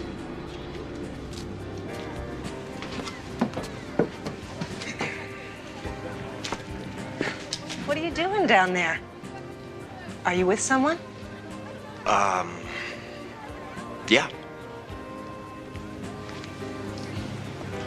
The prodigal roommate has returned.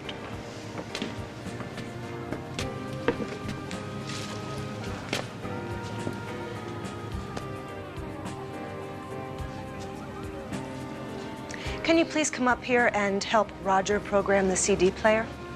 Sure.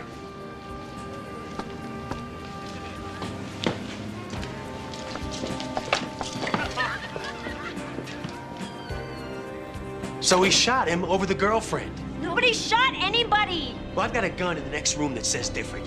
Well, I don't remember a gun. I didn't see a gun. I didn't hear a gun. I don't remember a gun. Do you remember the blood? Oh, come on, Sal. Must have read this book 6 times on that drive. Drove all by yourself?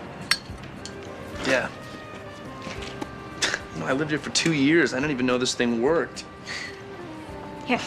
Oh, thanks. Sarsaparilla? I know Clay's full of surprises. I didn't mean to eavesdrop down there. No, I guess you and I are the last to find out about what everybody else upstairs already knows. Your best friends fight about the stupidest stuff. I don't think losing Ava upsets me as much as thinking that Clay would try to steal her away does. How long were you gone? Too long. He said he had this big fight with his mother. Said he wanted to find his real father, sort of figure out who he was. But his mother didn't want him to, so she didn't tell him where his father lived. But he just picked up and took off anyway. He thought Clay would keep his room for him. All the time I was listening to him, I felt like he was telling me things that he never told anybody else. Like he never said anything like that before, ever. Like we were in some secret garden and time had just stopped or something. Like I was supposed to be there. He made me feel like I mattered. I haven't talked to my mom since. Well, you have to tell her. Everything that you just told me. Yeah, that's what I'm going to do. I drove straight through from Seattle. I stopped at this little florist to buy her some yellow roses. It's her favorite. I just came over here to shower and unpack, and I thought I'd drive over, knock on her door, and just tell her. Oh, look at the time. I guess I have to wait till tomorrow.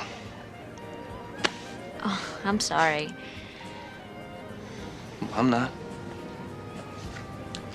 A stone, a leaf, an unfound door, and of all the forgotten faces, naked and alone, we came into exile.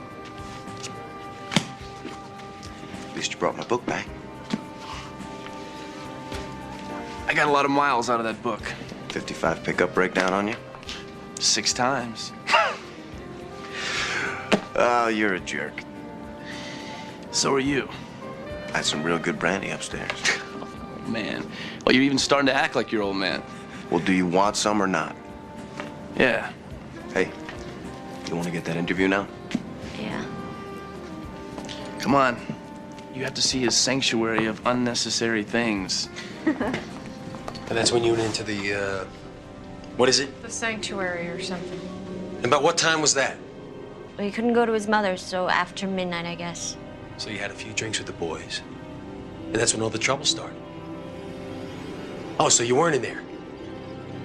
Yeah, I was. Here's what I but- think happened. I think Alex used you to get back at his cheating girlfriend. He's in there with you and Clay. You guys start drinking. He makes a pass at you to make Ava jealous. Only it's Clay that gets jealous instead because, hey, it's Clay that invited you to the party, right? And let's face it wasn't no interview he was planning on giving you, okay? Then they start arguing. Somebody throws a glass. No. Gun comes out. No. Somehow you get in the middle and bam! No. One guy's dead No. and another one might as well. No! All right, listen to me. That's enough. Go ahead, you try.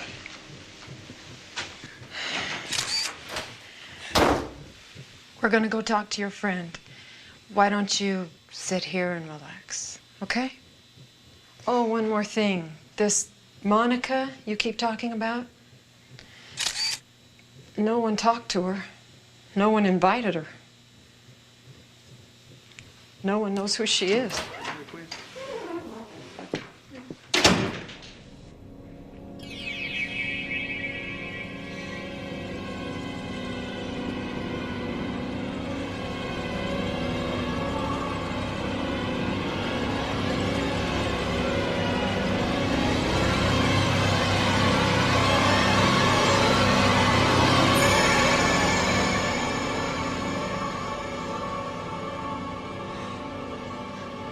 Why can't they see you?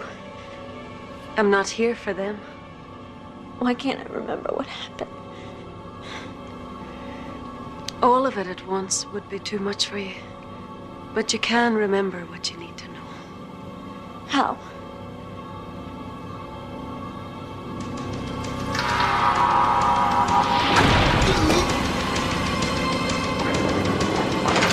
Are you all right?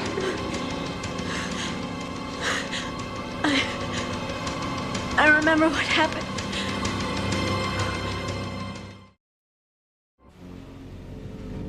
I'm trying to quit. Smoking. Clay's father had some cigars from Cuba. And I had a cigarette.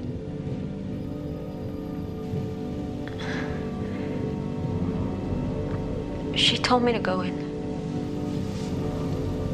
Who?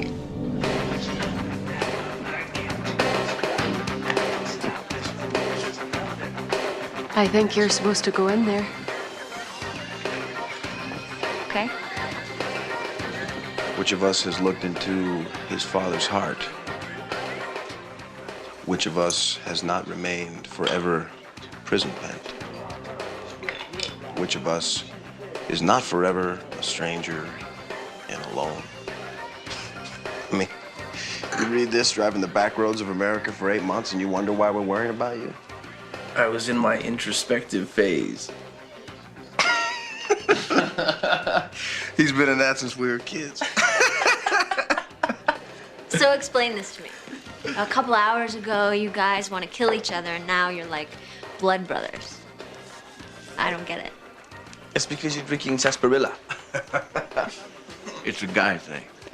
It's all good. It's all good. It's all good. So is this that business gift? You know that business brandy that was in that nice box?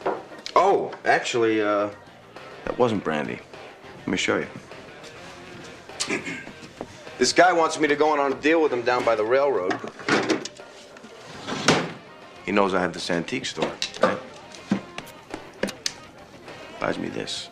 Whoa. Yep. It's a German Luger from World War II. Came with a full 1-year membership to the Ridgemont Gun Club. I'm not a gunman, but if I was, I'd want that one.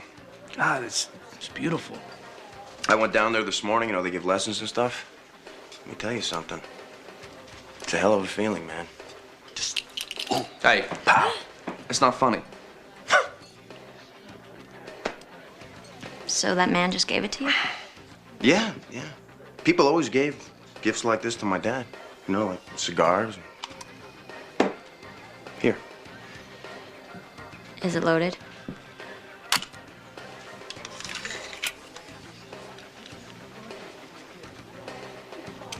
Did Clay ever tell you the story of this place?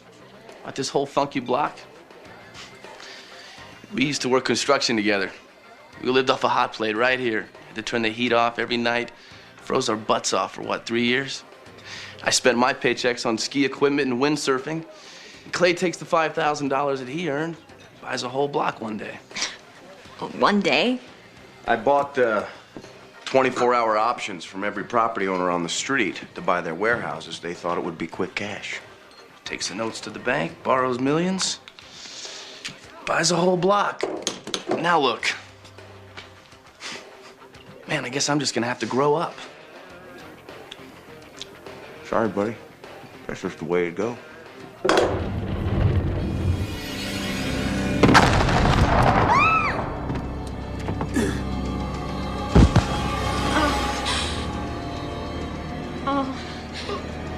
Oh, hey.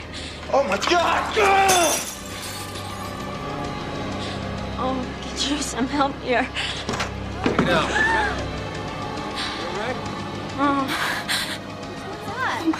Hey, somebody call 911.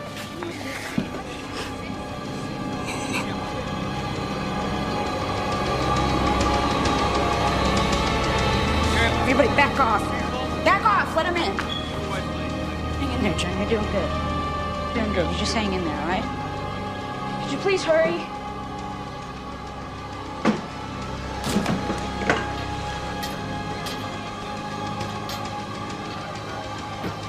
Let go. It's okay.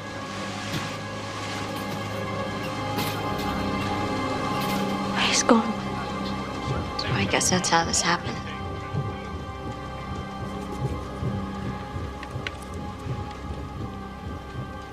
It's exactly what Clay said. There must have been a bullet left in the chamber. They never knew. I guess you can go. We're gonna hold on to your friend for a while, but your story checks out.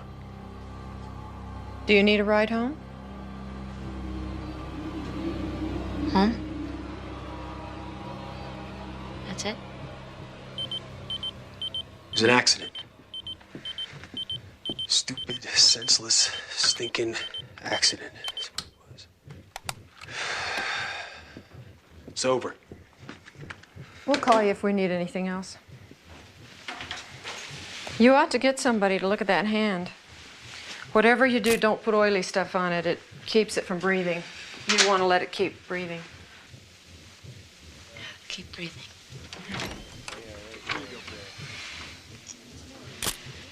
Suppose stuff like this happens to you all the time.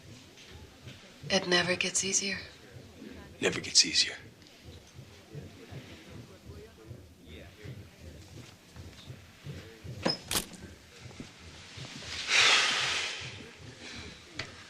What a waste.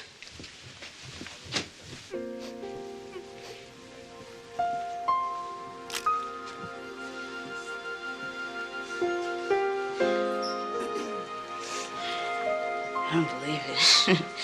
I don't believe it. That could have been me in there. You realize that? I mean, that could have been anybody, but that couldn't have been me.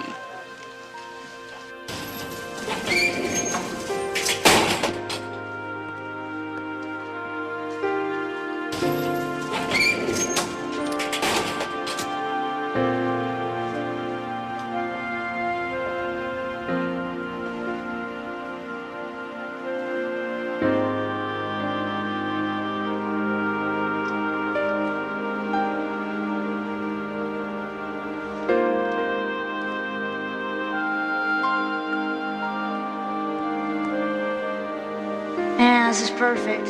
My mom will never want to sleep on this.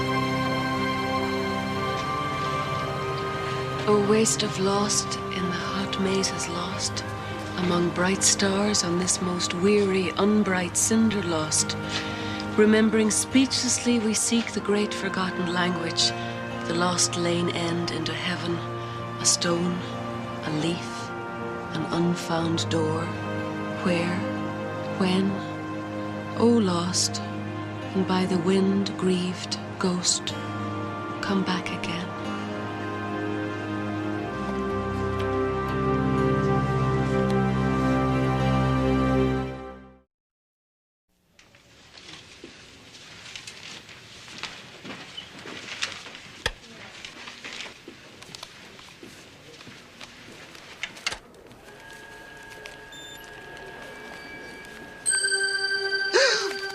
Good morning.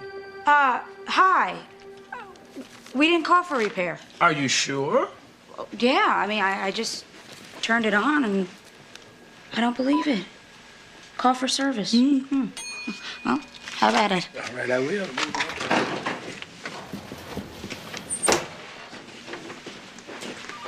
Morning. Hi. You okay? Fine. Yeah, I tried calling you all day yesterday. Oh, yeah? I didn't hear it. Slept a lot. It's probably a good thing. It's in the paper. You're in it, too. It says the 30-year-old former teacher was killed when party host Martin, youthful developer of St. Louis' trendy Electric Alley, displayed a handgun to the victim and an unidentified female. That's you. By the way, did you see someone there named Monica that night? No. Says the victim was hit once in the chest and died several minutes later. Gosh, I didn't know that. You didn't tell me about that. I mean, I thought he died instantly. No. It is going to be a big day on the phone. Lots of facts to check. I hate Mondays.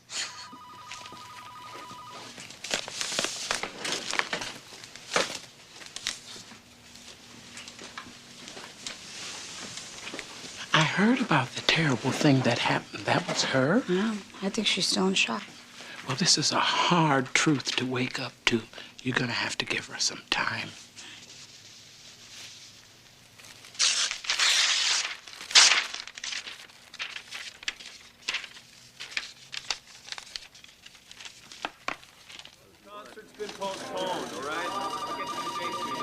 It's the weirdest thing. She acts like nothing ever happened. 2 weeks?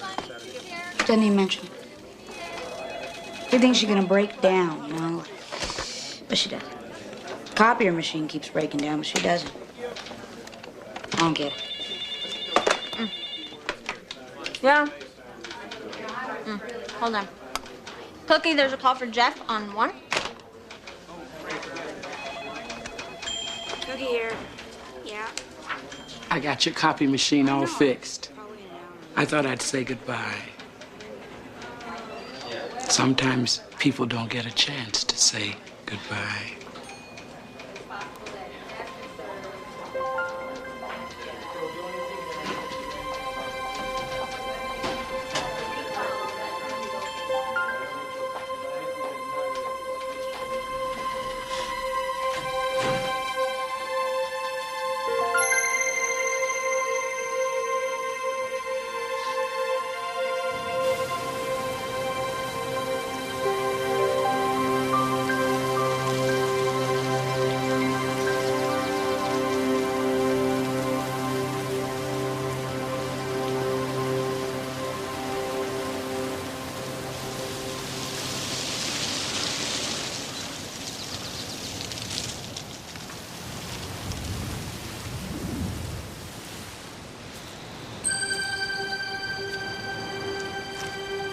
Where have you been?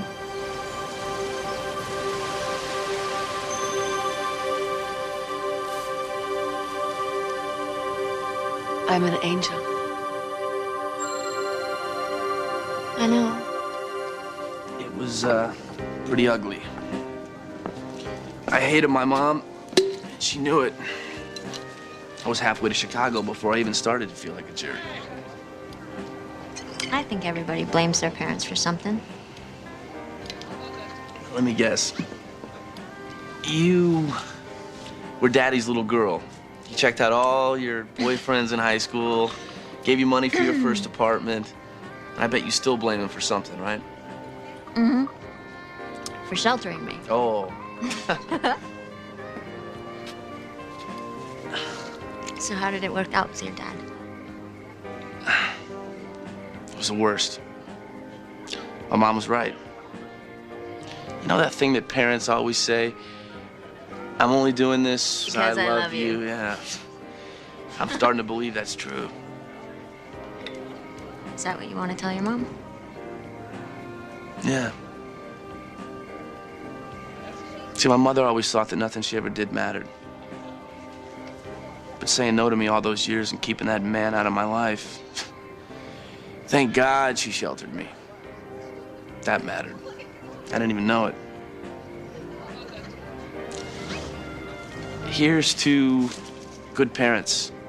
They never get a break. Why didn't you stop it? That wasn't my purpose here. If I hadn't given him one of these, he probably wouldn't have stayed.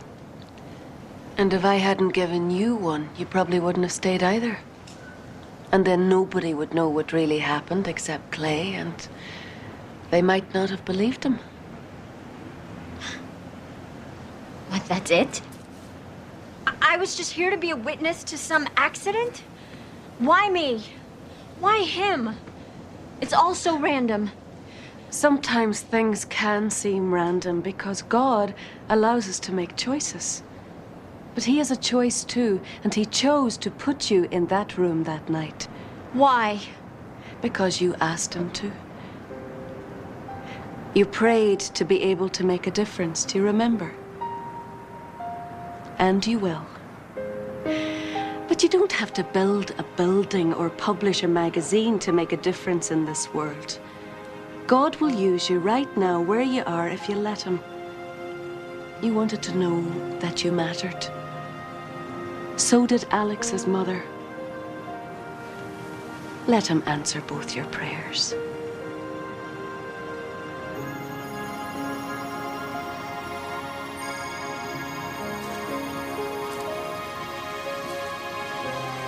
I drove straight through from Seattle. I stopped at this little florist to buy her some yellow roses. It's her favorite.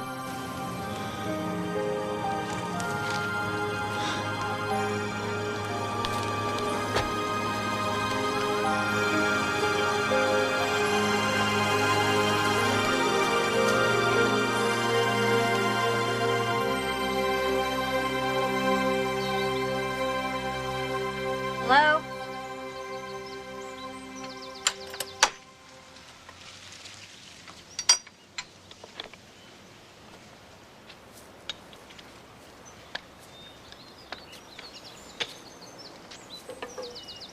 Hi. Please don't take this personally, but I just don't think I could take any more flowers right now, so can you just leave the card and take them back to your shop, or maybe give them to a hospital or something? These are from Alex. I'm the unidentified female.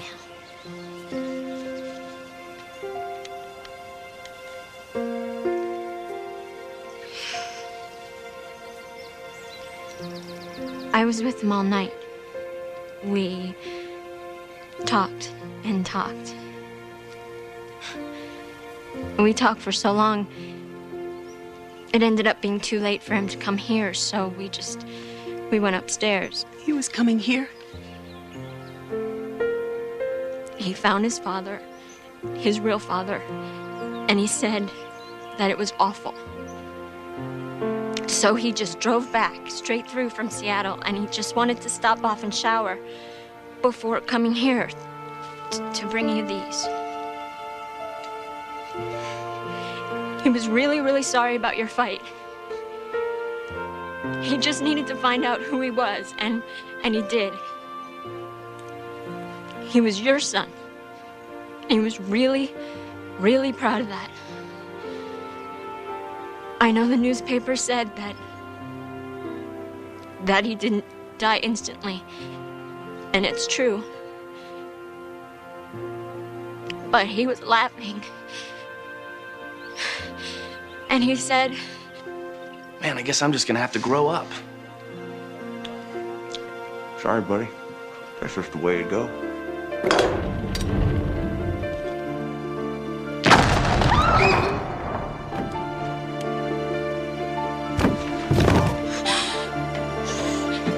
Hey. Oh my God!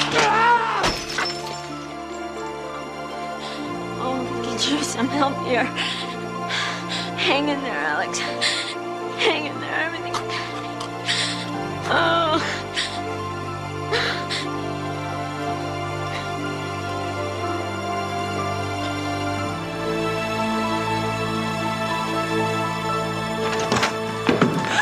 Alex!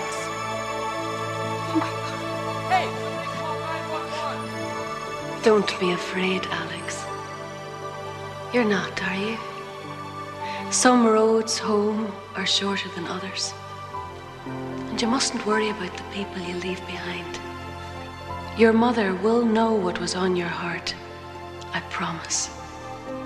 And as for your father, well, there's one waiting for you right now who will never disappoint you. You're about to meet him face to face.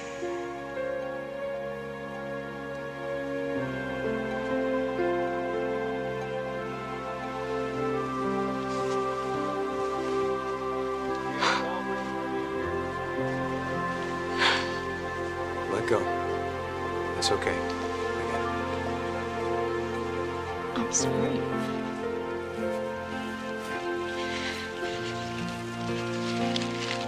We just didn't know what we were doing. I know.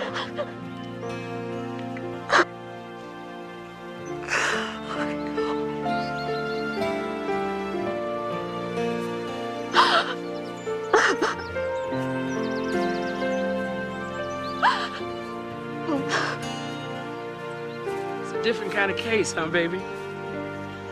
Well, it's good for a caseworker to have an experience as the angel of death. It makes one mindful of the whole picture. Sometimes the end is just the beginning, huh? The end usually is just the beginning. It hurts so awfully bad when a beautiful life is taken away from us.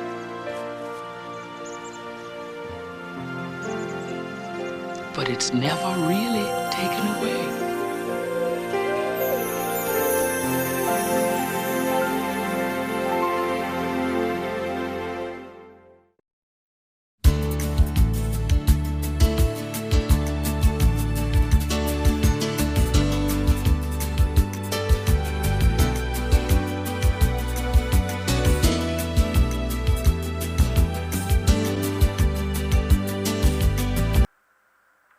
Đón bố.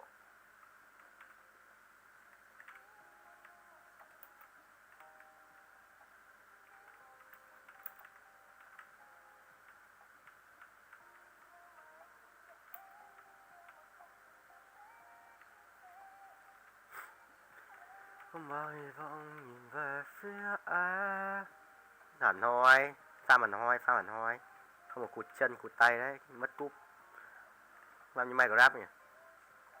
Lucky Block của Minecraft. What the hell? Sao nó vẫn chưa qua được?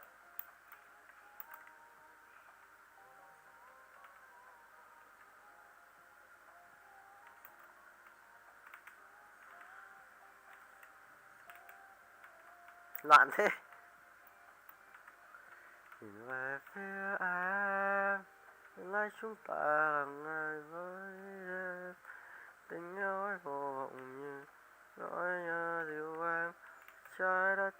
Ui giời, dẻo quẹo.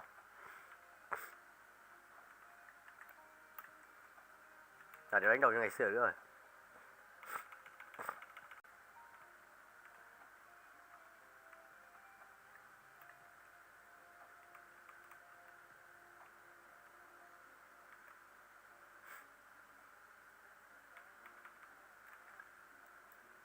Làm sắp thành nhiều phết phết rồi đấy. Kinh kinh ấy. Tốt. Ôi sao?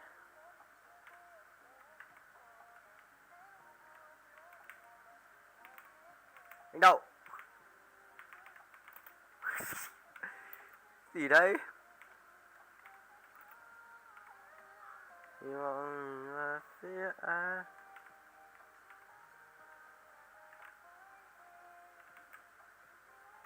Tay kìa. Tay chặt.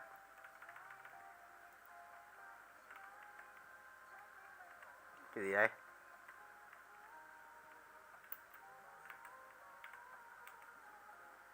Ui, rắc rối quá. Mất bao nhiêu thời gian ở vòng cấm này.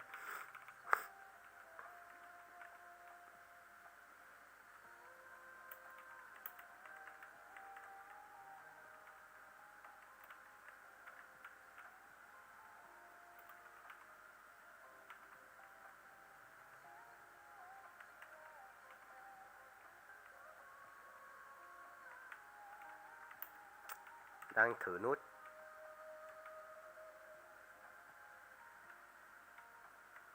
Biết mà.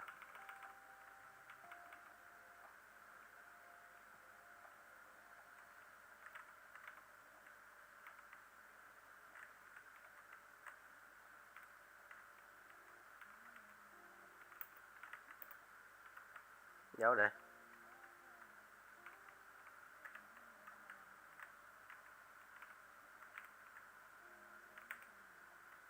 Ui xùi ôi, tí vào. Tiếc thế.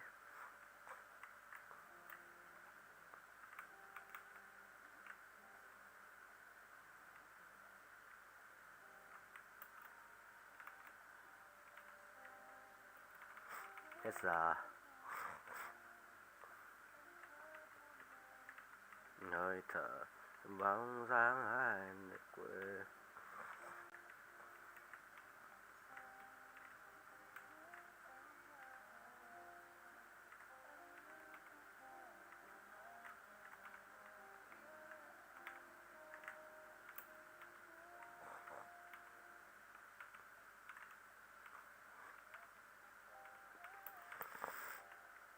Mệt thế.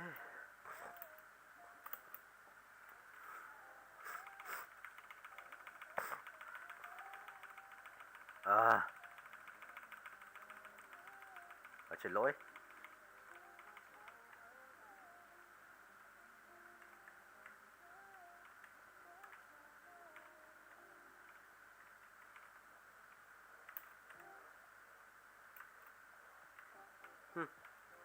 Có chân mình đéo khều được rồi.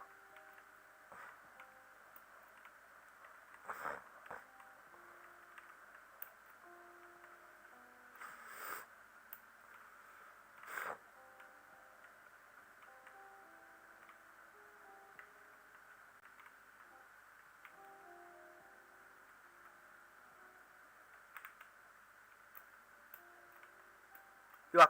À. Không được rồi. Về thôi.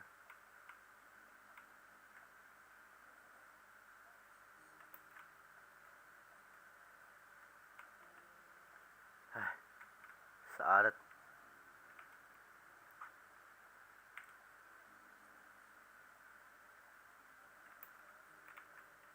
À, muốn bắt hụt cơ. Quả với láo điên.